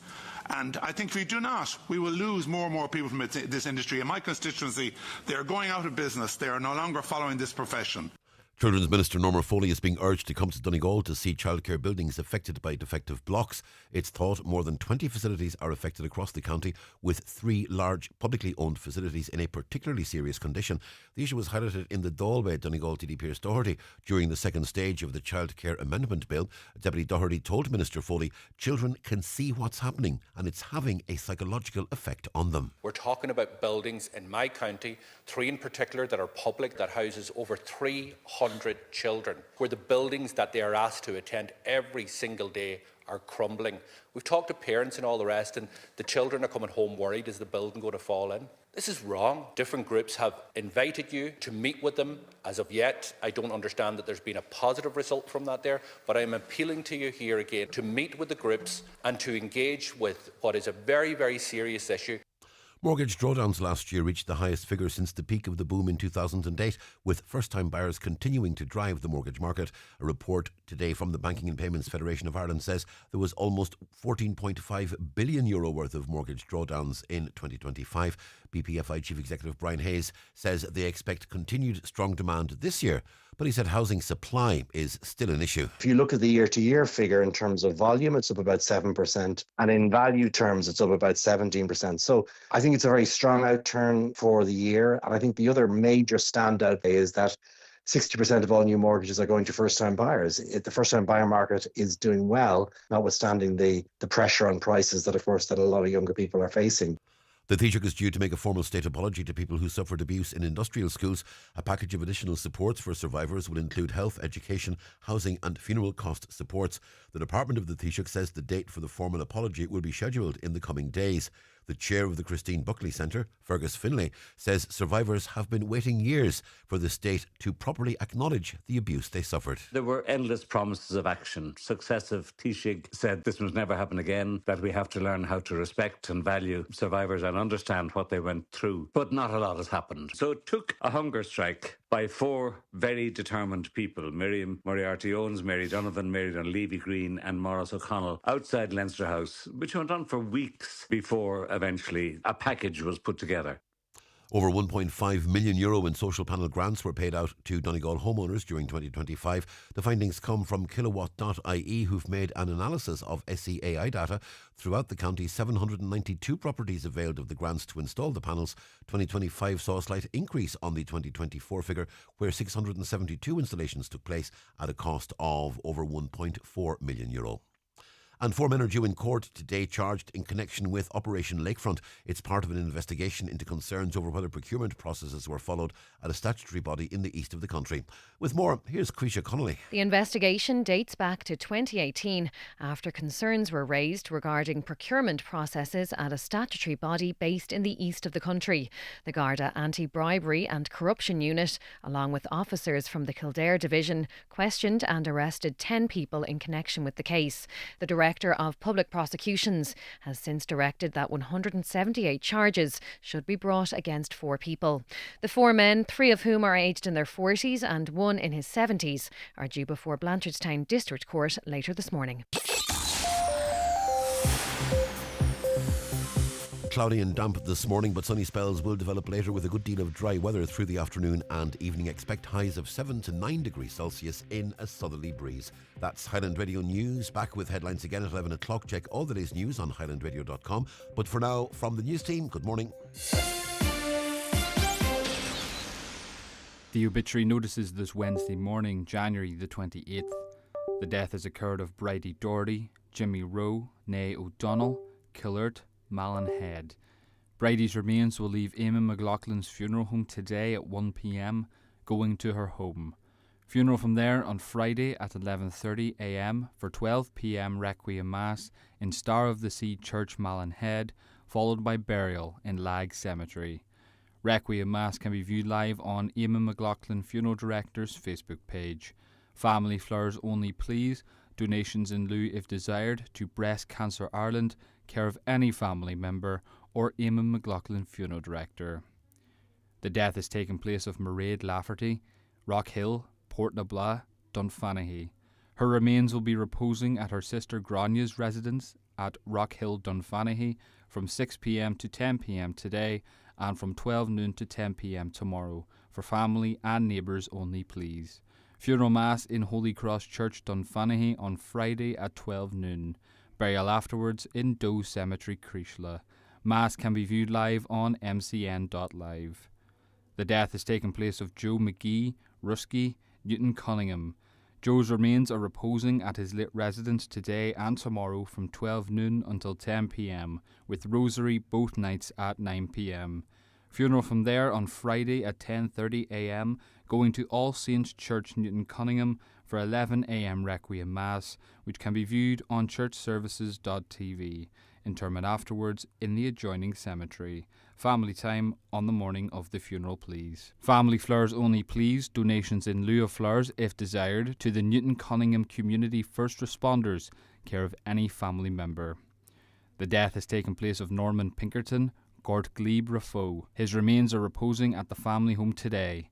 Funeral prayers at his home tomorrow afternoon at 2 p.m, followed by burial in St Eunan's Cathedral Graveyard, Raffo.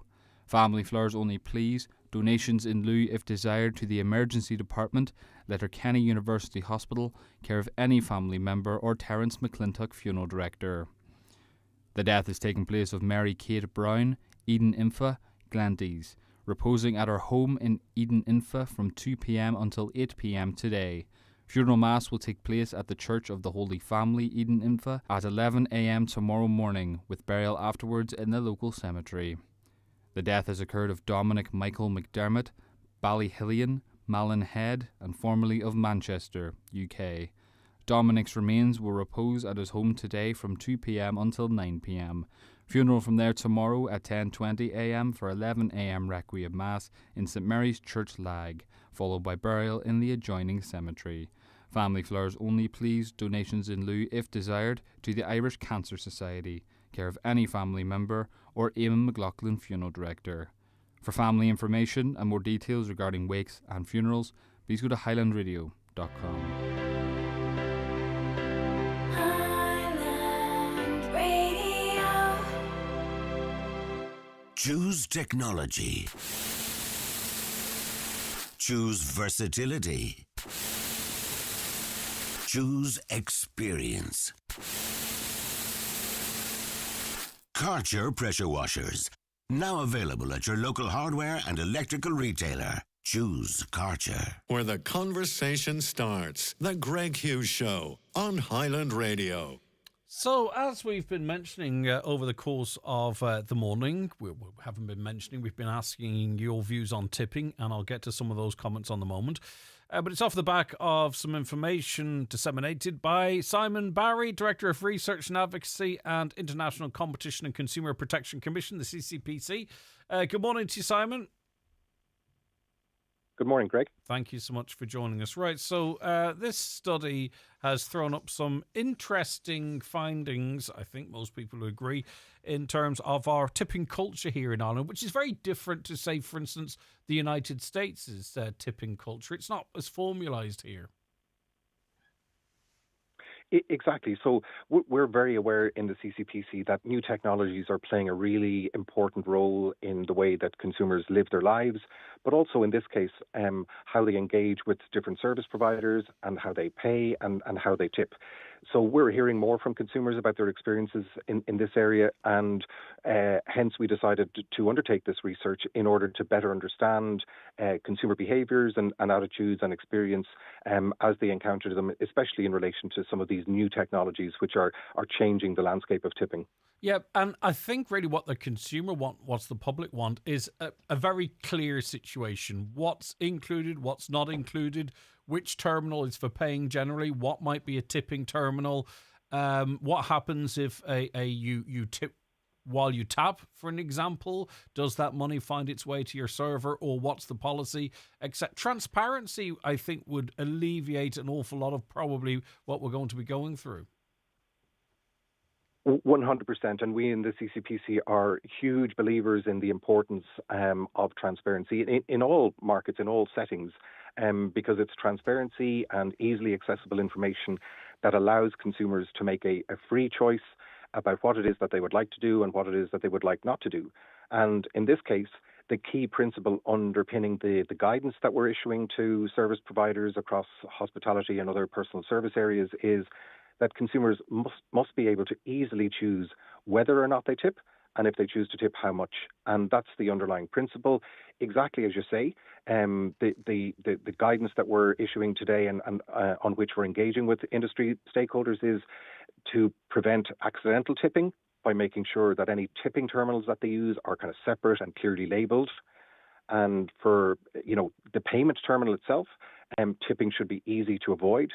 And then where a business might have a mandatory service charge, businesses must very, very clearly communicate that in advance. So for a restaurant, that means a notice on the window, including very clear signage on menus, for example, so that consumers are making a fully informed choice about what it is that they are committing to.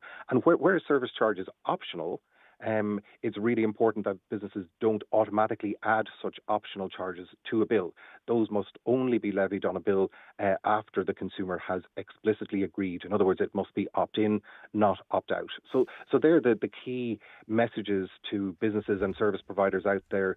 It's very straightforward. We totally understand that businesses in these areas are, by nature, in the business of serving customers. And we understand their strong interest in serving customers well. And that's why we're launching this guidance in order to make it as easy as possible for consumers to make an informed personal decision about whether or not to tip and if they're tipping, by how much. And it is guidance, Simon. Do we need to step beyond that at any point? In the interests of fairness for the consumer, but also for the people that work very hard. And it's really unfair if a consumer believes that they are rewarding, a good service or a nice experience, and that reward is not actually getting to the people they intend it to. So I guess in our research, what we found from talking to consumers is that Irish consumers are positively disposed to tipping.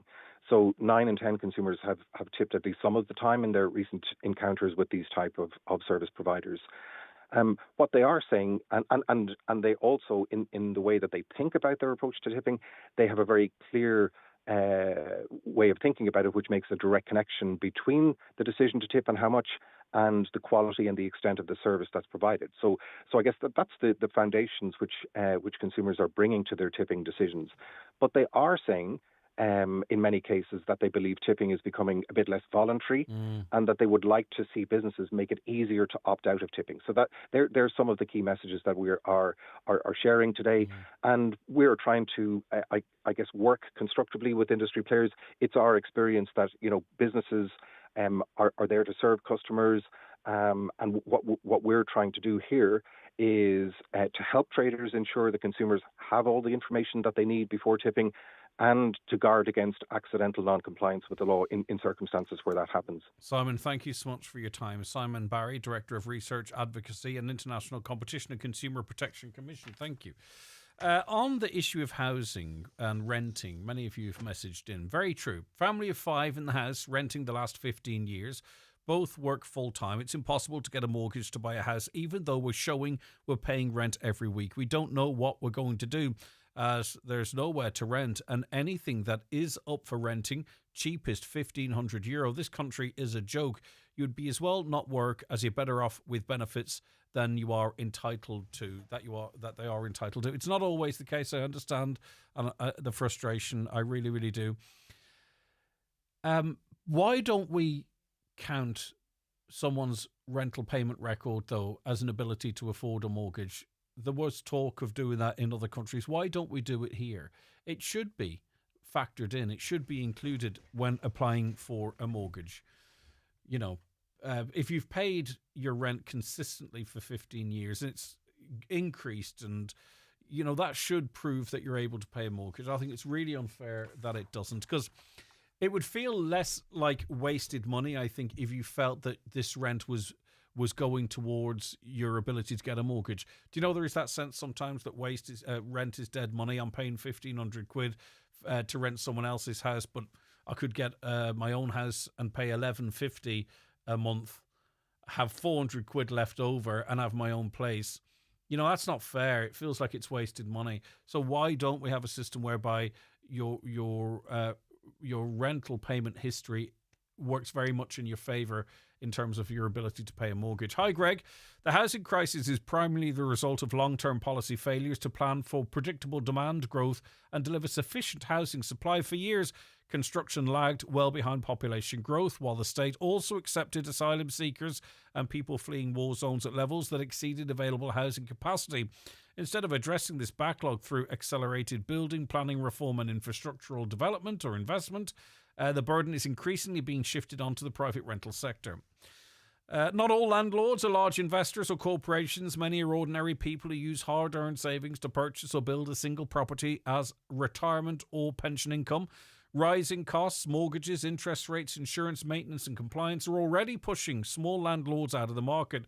Over-targeting them through restrictive rent regulations risks further reducing rental supply.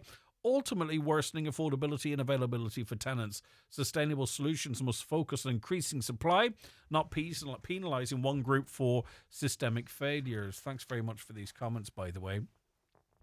I'm on the housing waiting list, but renting a private house with the help of HAP. The house I'm in now is very bad with defective concrete and recently got tested. My problem now is when this house is for demolition, where do we go? Houses are like hen's teeth. An awful lot of property is rented out to Ukrainians, and now we, the Irish, have nowhere to go. Greg, can you find out why it was only the local Fianna Fáil party representatives that were invited to the new bishop installation in the cathedral on Sunday? Strange, don't you think? Fianna Fáil, the Mayor Letterkenny and the Cearloch of the county as well, so they're two Fianna Fáil members. So they, by default, if they were Sinn Féin members, independent members, a Labour member, they would be the ones that were invited. There was an open invitation to anyone to attend as well, but it so happens that two Fianna Fáil people hold the Letterkenny mayoralship and the Cearloch of the county, so I presume that's why it is. I wonder, could you highlight the difficulty of a business trying to get workers? Either they don't want to work or they show up on time or they don't want to show up on time. It seems to be too much free money. They're on about the foreigners. At least some of them will work. Okay, I get where we're coming from with the casual language of that, othering people. But anyway, is that a problem? Are you in business? Do you find it's difficult to get people to come to work, and when they're at work to work, and when they come to work to come on time? Let us know. Maybe you've been in business as well for a long time and you can tell us a little bit about the experience and how things have changed. Two more comments before we get you those bingo numbers. And I tip for going beyond the necessary service. The wages are for providing you with the service you're there for already. Tipping should be for beyond the minimum as a reward. I completely reject minimum wage workers relying on tips. We shouldn't be subsidising businesses paying their employee. No one should rely on tips, and the more prevalent they are, the more employers will rely on them. See the US. If the business can't keep staff on because they pay too little, then the market should dictate that they close down. And if they don't raise wages to compete, businesses can't afford to stay open.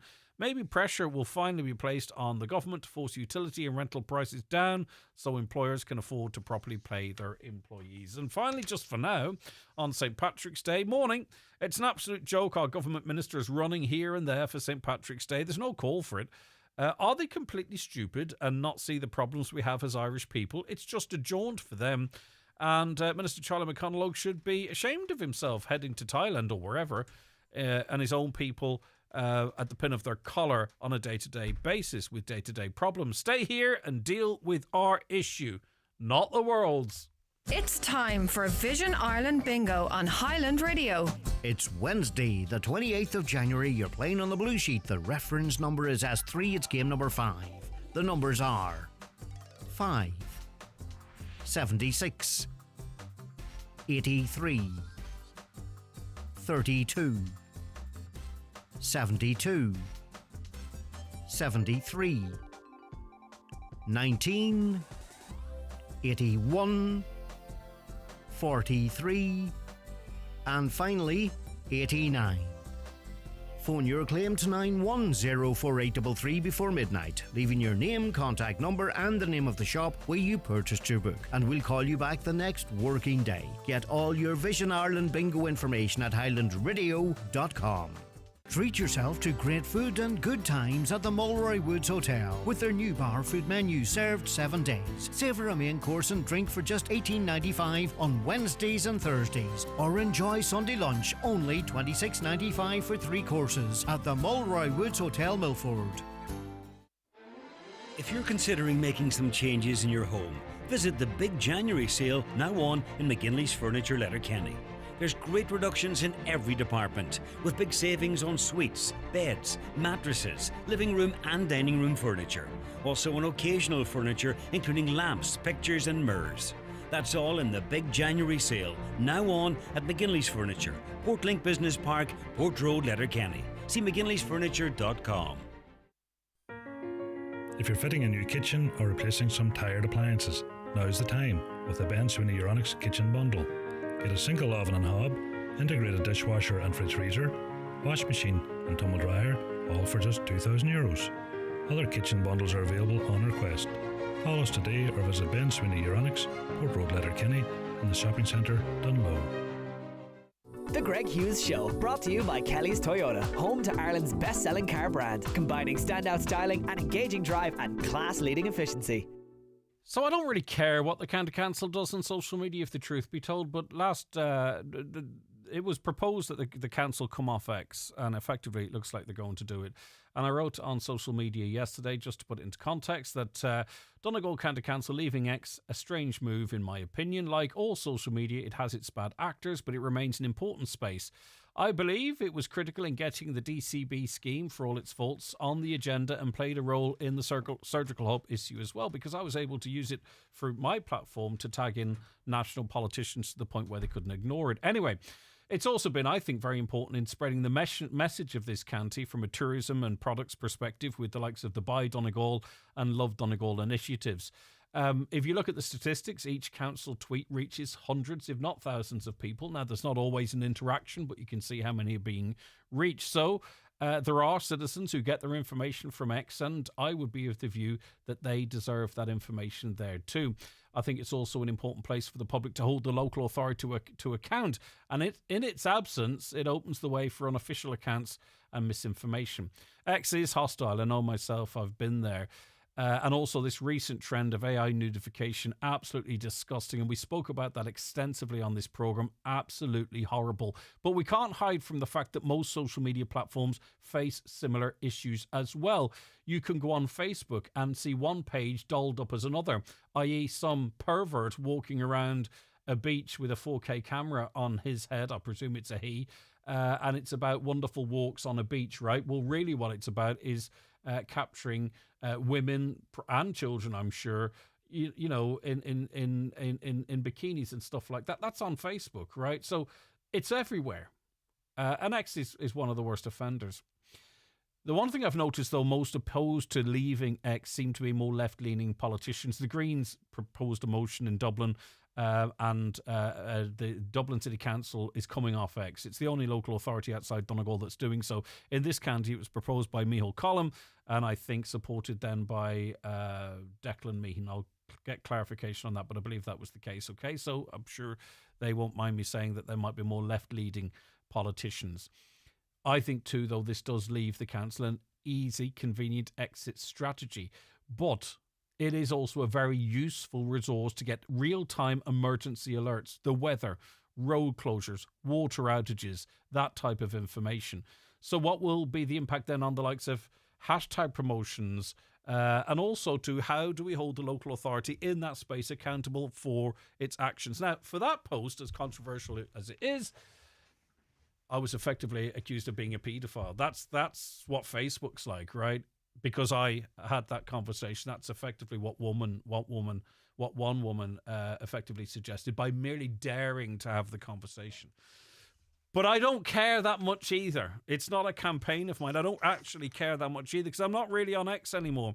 Councillor Ali Farron is 100% redress, and you've commented on this yourself. I believe you were going to put down a counter motion at the council meeting, but didn't think you were going to get the support, so you got rid of that notion. Am I reading that correct?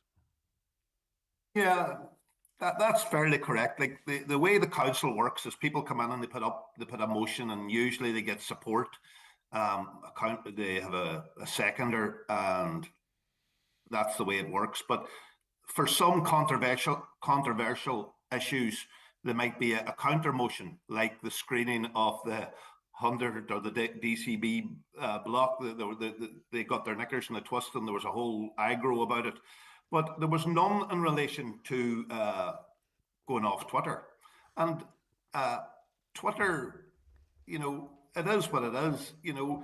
And like what you were saying, yes, there's a lot of good stuff, and yes, there's a lot of bad stuff. But you know, I'm an adult and I can decide what I want to be on and what I want to see. And so I felt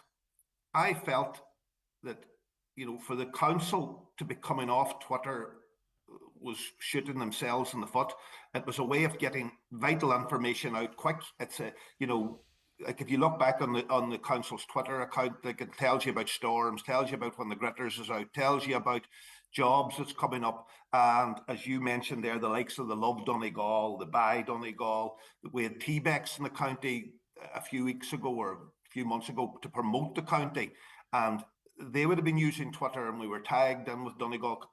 So Twitter to me has a reach of 561 million people worldwide, and I think we're shooting ourselves definitely in the foot by coming off it. From a county council, we need to be able to promote ourselves, promote the county, and I think it's short-sighted. And the people who were putting up the motion, they're not Twitter users or X users. They're people. They're maybe they're scared of something that they don't know a while lot about. I use all the social media to the best of my ability, and I use X quite a bit. And when we had the fight in relation to trying to get defective blocks highlighted, we use Twitter quite a bit because you can get on to every TD and every councillor and that's on it. So yeah, I just think it's the wrong decision at this time. I do have a little bit of a profile. Yours is greater as a councillor. You do get a criticism. There's no doubt about that. On X, you'll get criticism on X. And I'm seeing things like maybe was one of the reasons we're not live streaming the DCB meetings, which every person who's a victim of this crisis should have access to, I believe, right, is because potential abuse or misuse of the image or the footage, right?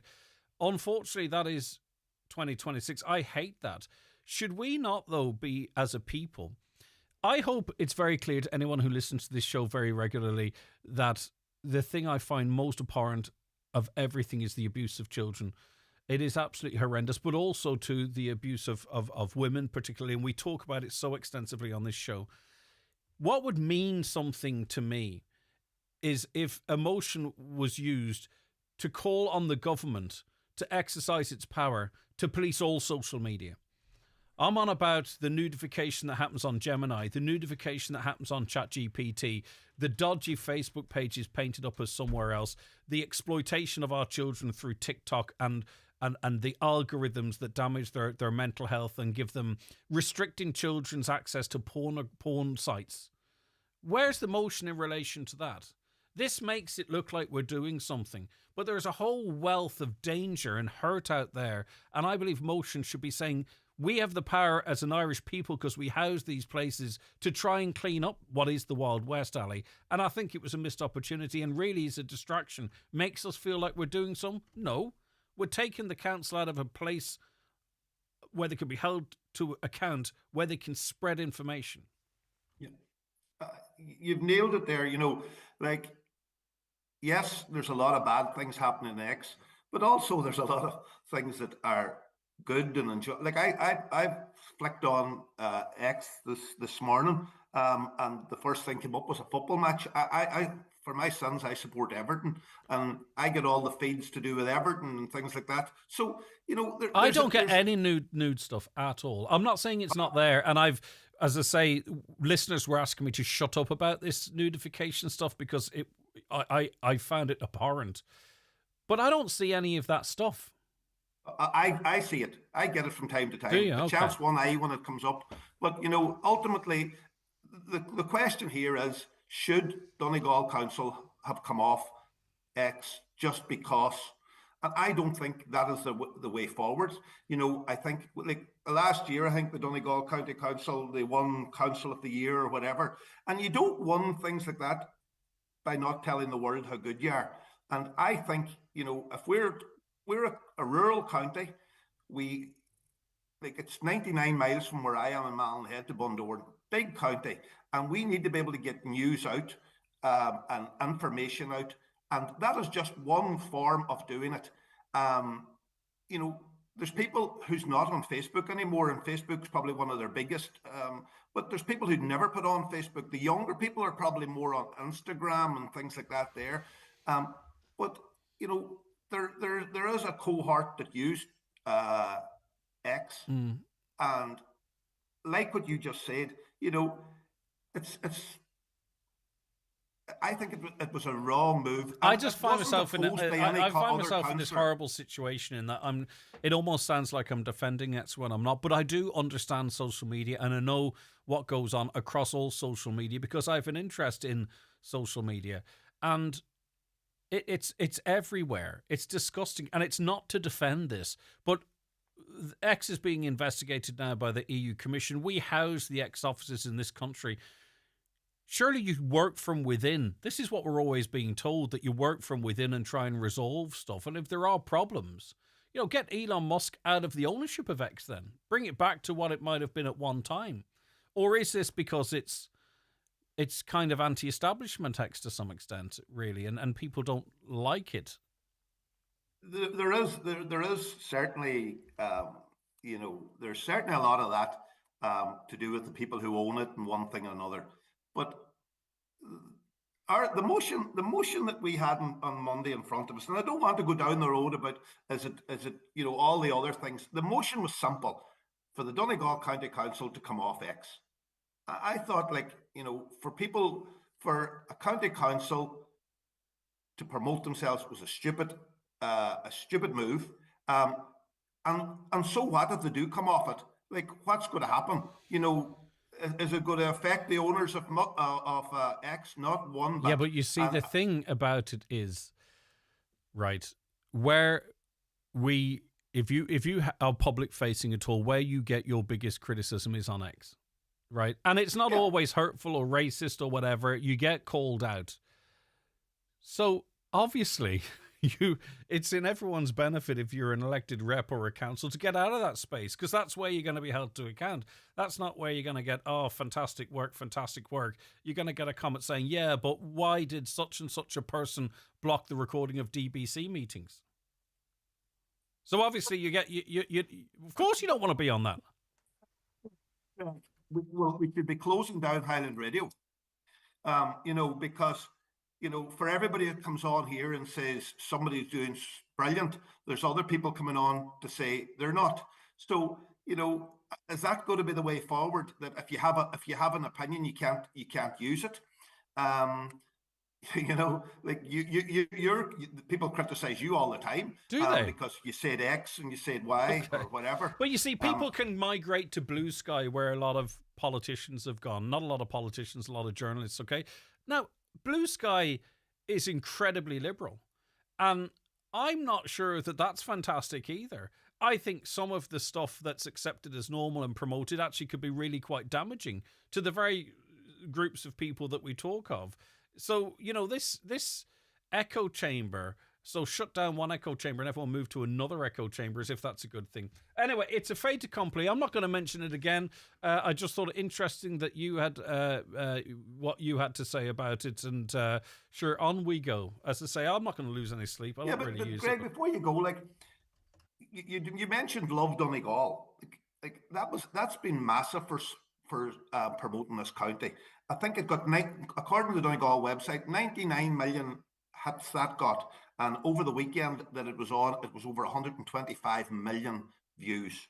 You know, again, the Buy Donegal, which supports local businesses, as the initiative of the Donegal County Council, that got, I think, something like nearly 19 million views.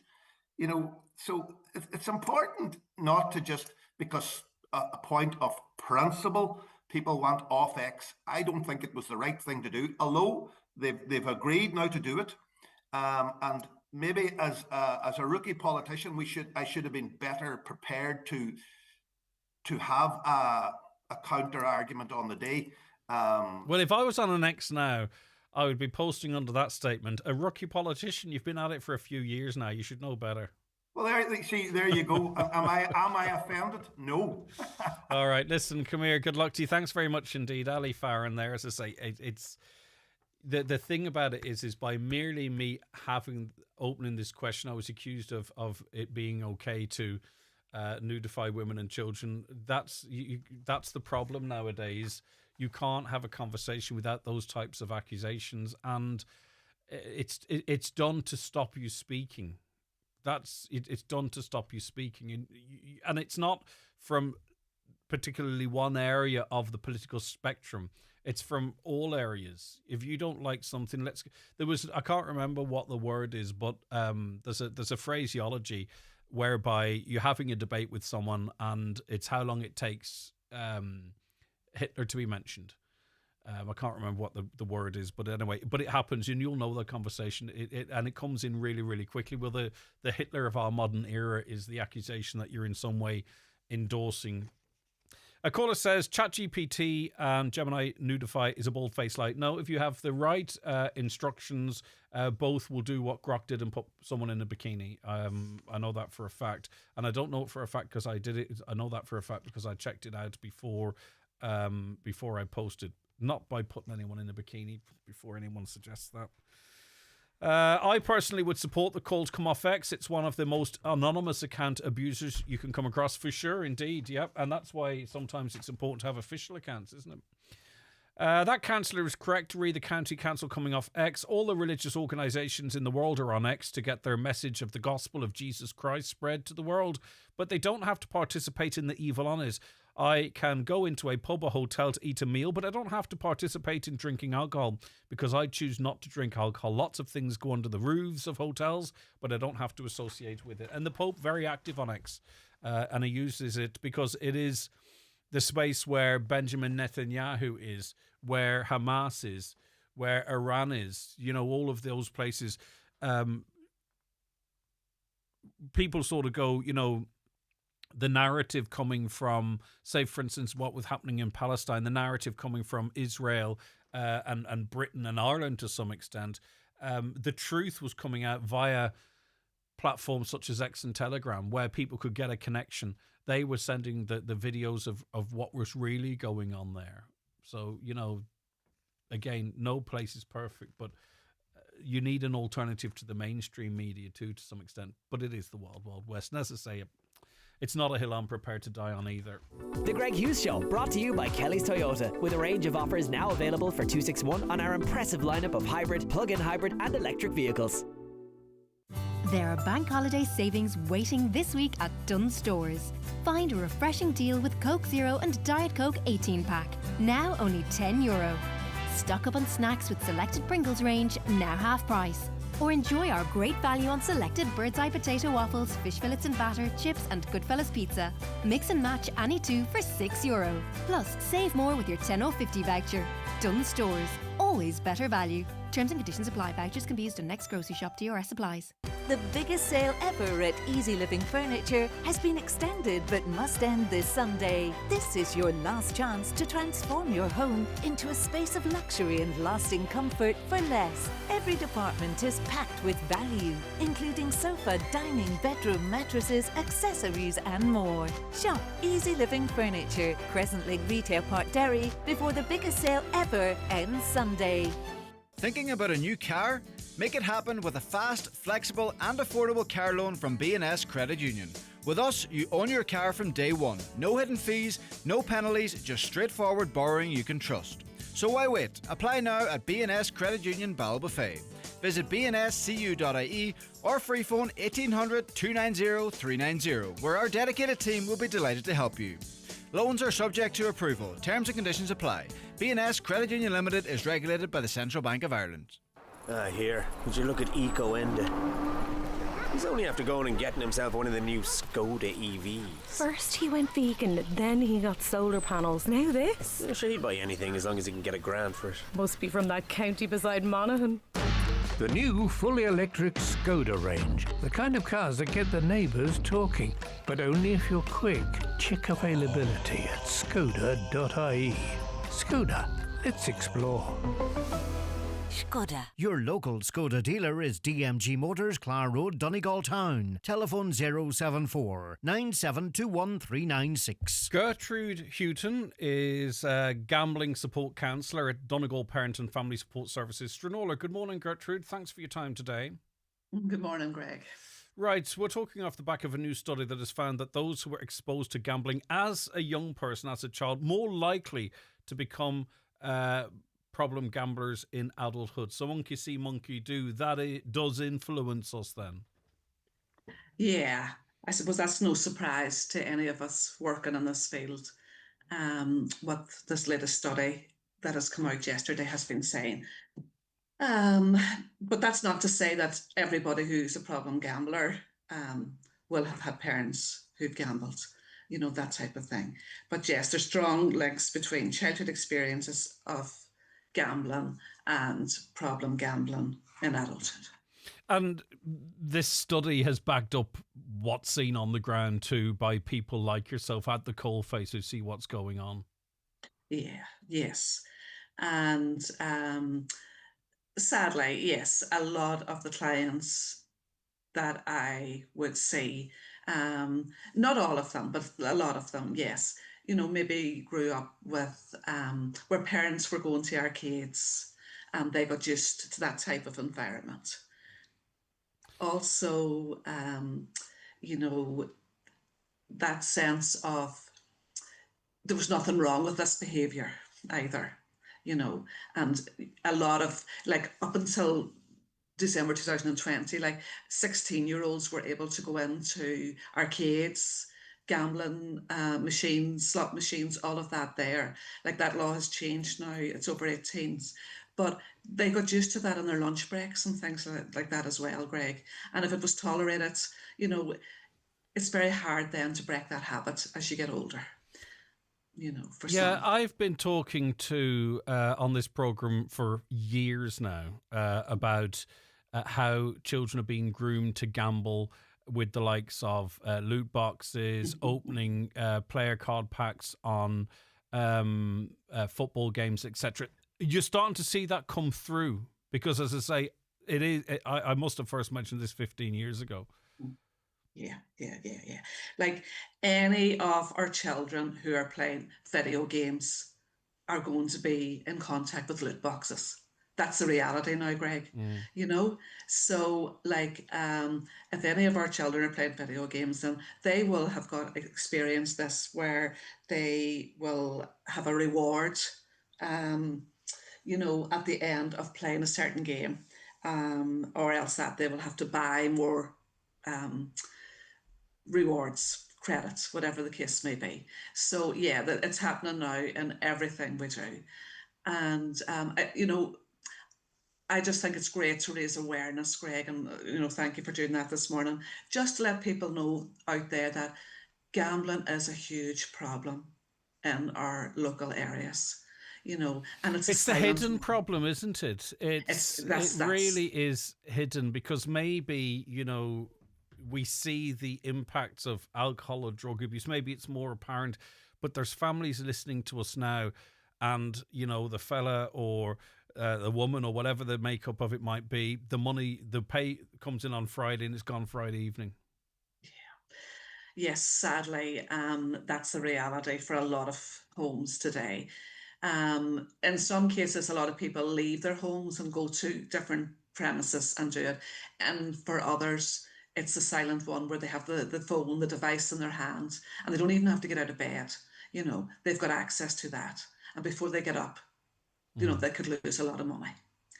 And you take for our young people, who are into sports, they work hard at that. There's so many opportunities now to go gambling, betting, watching a football game alone. And it's not that these young people, I suppose, like, they don't want to get sucked in, but they do easily now get more sucked in. And parents might think that they're there watching a game, and little do they realise what's going on their phone. Yeah. So it's just that being more aware, asking questions, talking about things. Yeah, really important. Okay, listen. It is. Thank you very much indeed. Any further information we can get out into the future, please be in touch with us. It really is important. The Greg Hughes Show, brought to you by Kelly's Toyota, where you can now test drive our electric Toyota BZ, where true SUV design meets performance. It's a dream big lotto jackpot of an estimated €7.5 million. Play responsibly in store, in app, or at lottery.ie. The National Lottery. It could be you. At Super Value this week, save 33% on fresh Irish beef ribeye steak. With real rewards, get Meridian Smooth or Crunchy Peanut Butter 1 kilo, now €5. And the Ned Marlborough Sauvignon Blanc 6-pack 75cl, now €50. Also, check your rewards app for vouchers. Super value. Still super, now better value. Please drink responsibly.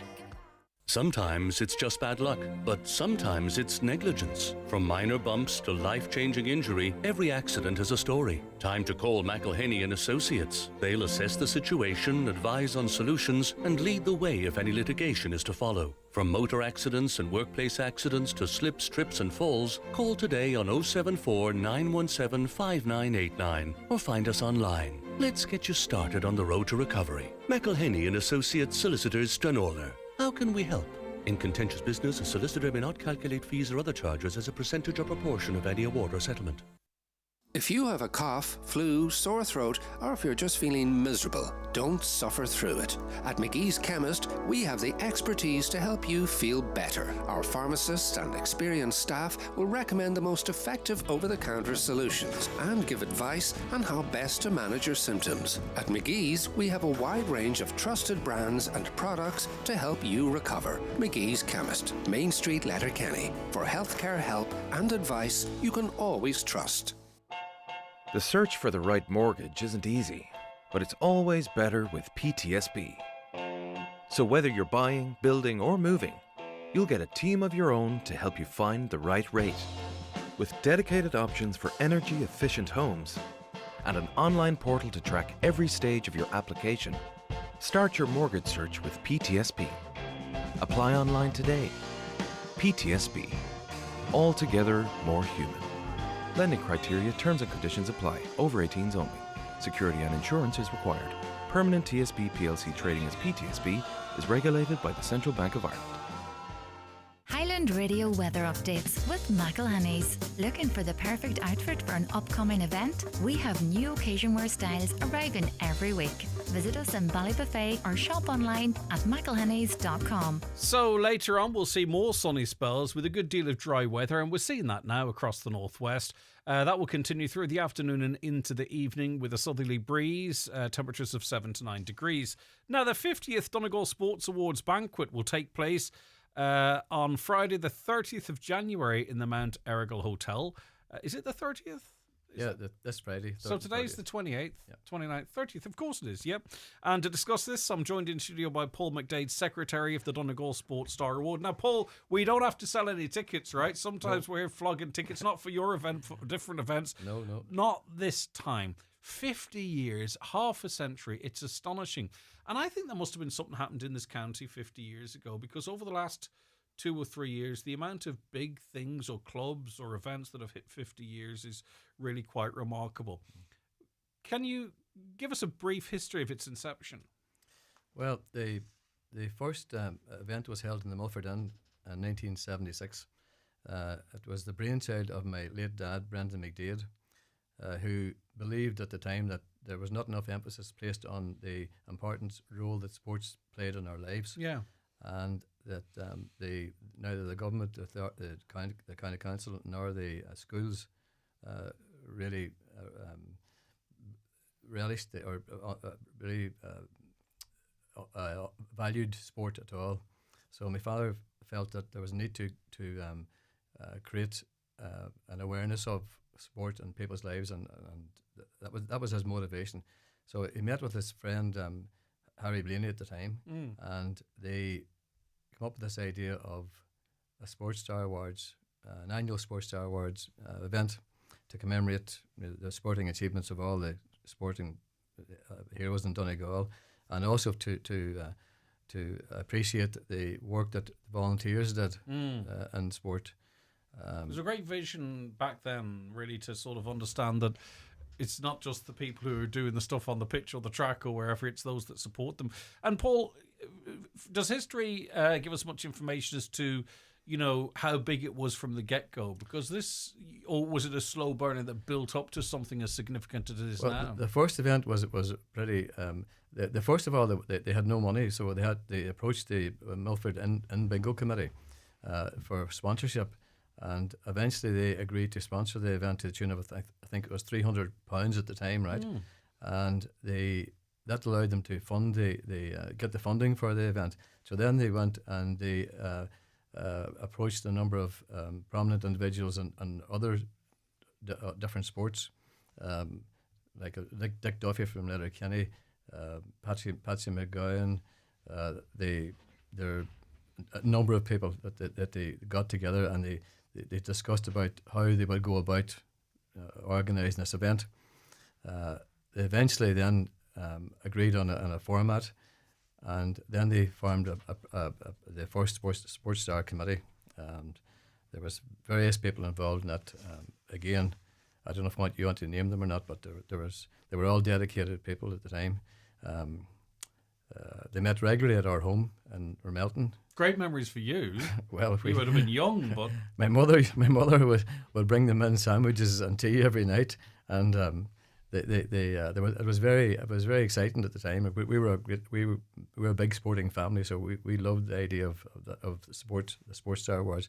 But the first event was held in the Milford Inn, and the first guest was Ronnie Delaney, who just won a gold medal in the Melbourne Olympics, which was a brilliant guest. It was a great guest. But also you talked about recognising those behind the scenes, but also to the various levels, from the grassroots, encouraging sports participation at a very young age, right to the very top. So again, 50 years, I'm not saying everyone was backward 50 years, don't get me wrong, but still I think it was visionary to sort of set it up that way. So that, you know, because often things evolve into that, but, you know, they had these notions very early on. Well, there was a lot of sporting. Sport in Donegal was vibrant at the time. There was a lot of sports. There was, for example, on the night, on the first Sports Star Wars night, there was tennis, clay pigeon shoots, soccer, Gaelic football, rugby, motor rallying, boxing, cycling, handball, hurling, camogie, snooker, and athletics. It's all there. So there was a lot of activity going on in the county, and but there was no great. My father's idea was to get them all together and celebrate their achievements at the county level. And well, very sadly, your dad, Brendan, passed away in 2002. Is that when you stepped in earnest to sort of carry the mantle? Well, I inherited the role. It was. I felt it an obligation to try and to help to keep the sports wars well, you going. have almost 50% of the time they've been running. So well, it was. I tell you, we have a great committee, right? And we've had great people in the committee down through the years. There's been people that have been steadfast and committed. I just want to mention like Patrick McLaughlin from Milford. You know Declan Carey yourself. These people during COVID, for example, they kept it running when it was in danger of. It's not just about the big names, but of course the big names stand out, right? But I think it's the fact that everybody rubs shoulders with the big names, and there's been some great guests over the years, great guests and winners: Paul McGinley, Seamus Coleman, Mark English, Shay Given, Packy Boner, Dylan Brown, Oshie Noor, Luke McAteer, Patrick McGettigan. And these are from all different sports, but we really punch above our weight, I think. And I think, to be honest, it's the likes of the Patrick McGowans that you mentioned and others that have harnessed this talent and brought it through. Absolutely, the amount of the effort that the people have. Even when I was young, there was in our own town. There was a big sports town. You had people organising local football matches, and you had people. That were committed to cutting the grass, lining the pitch, raising money, which is an awful job, right? But people are there are some great people that keep at it and right. By the way, it's sold out, and it's really, really important. It's in the wonderful setting on Friday night of the Mount Errigal Hotel, but there's a lot of people going, right? There's a lot of people going, folks, and there's not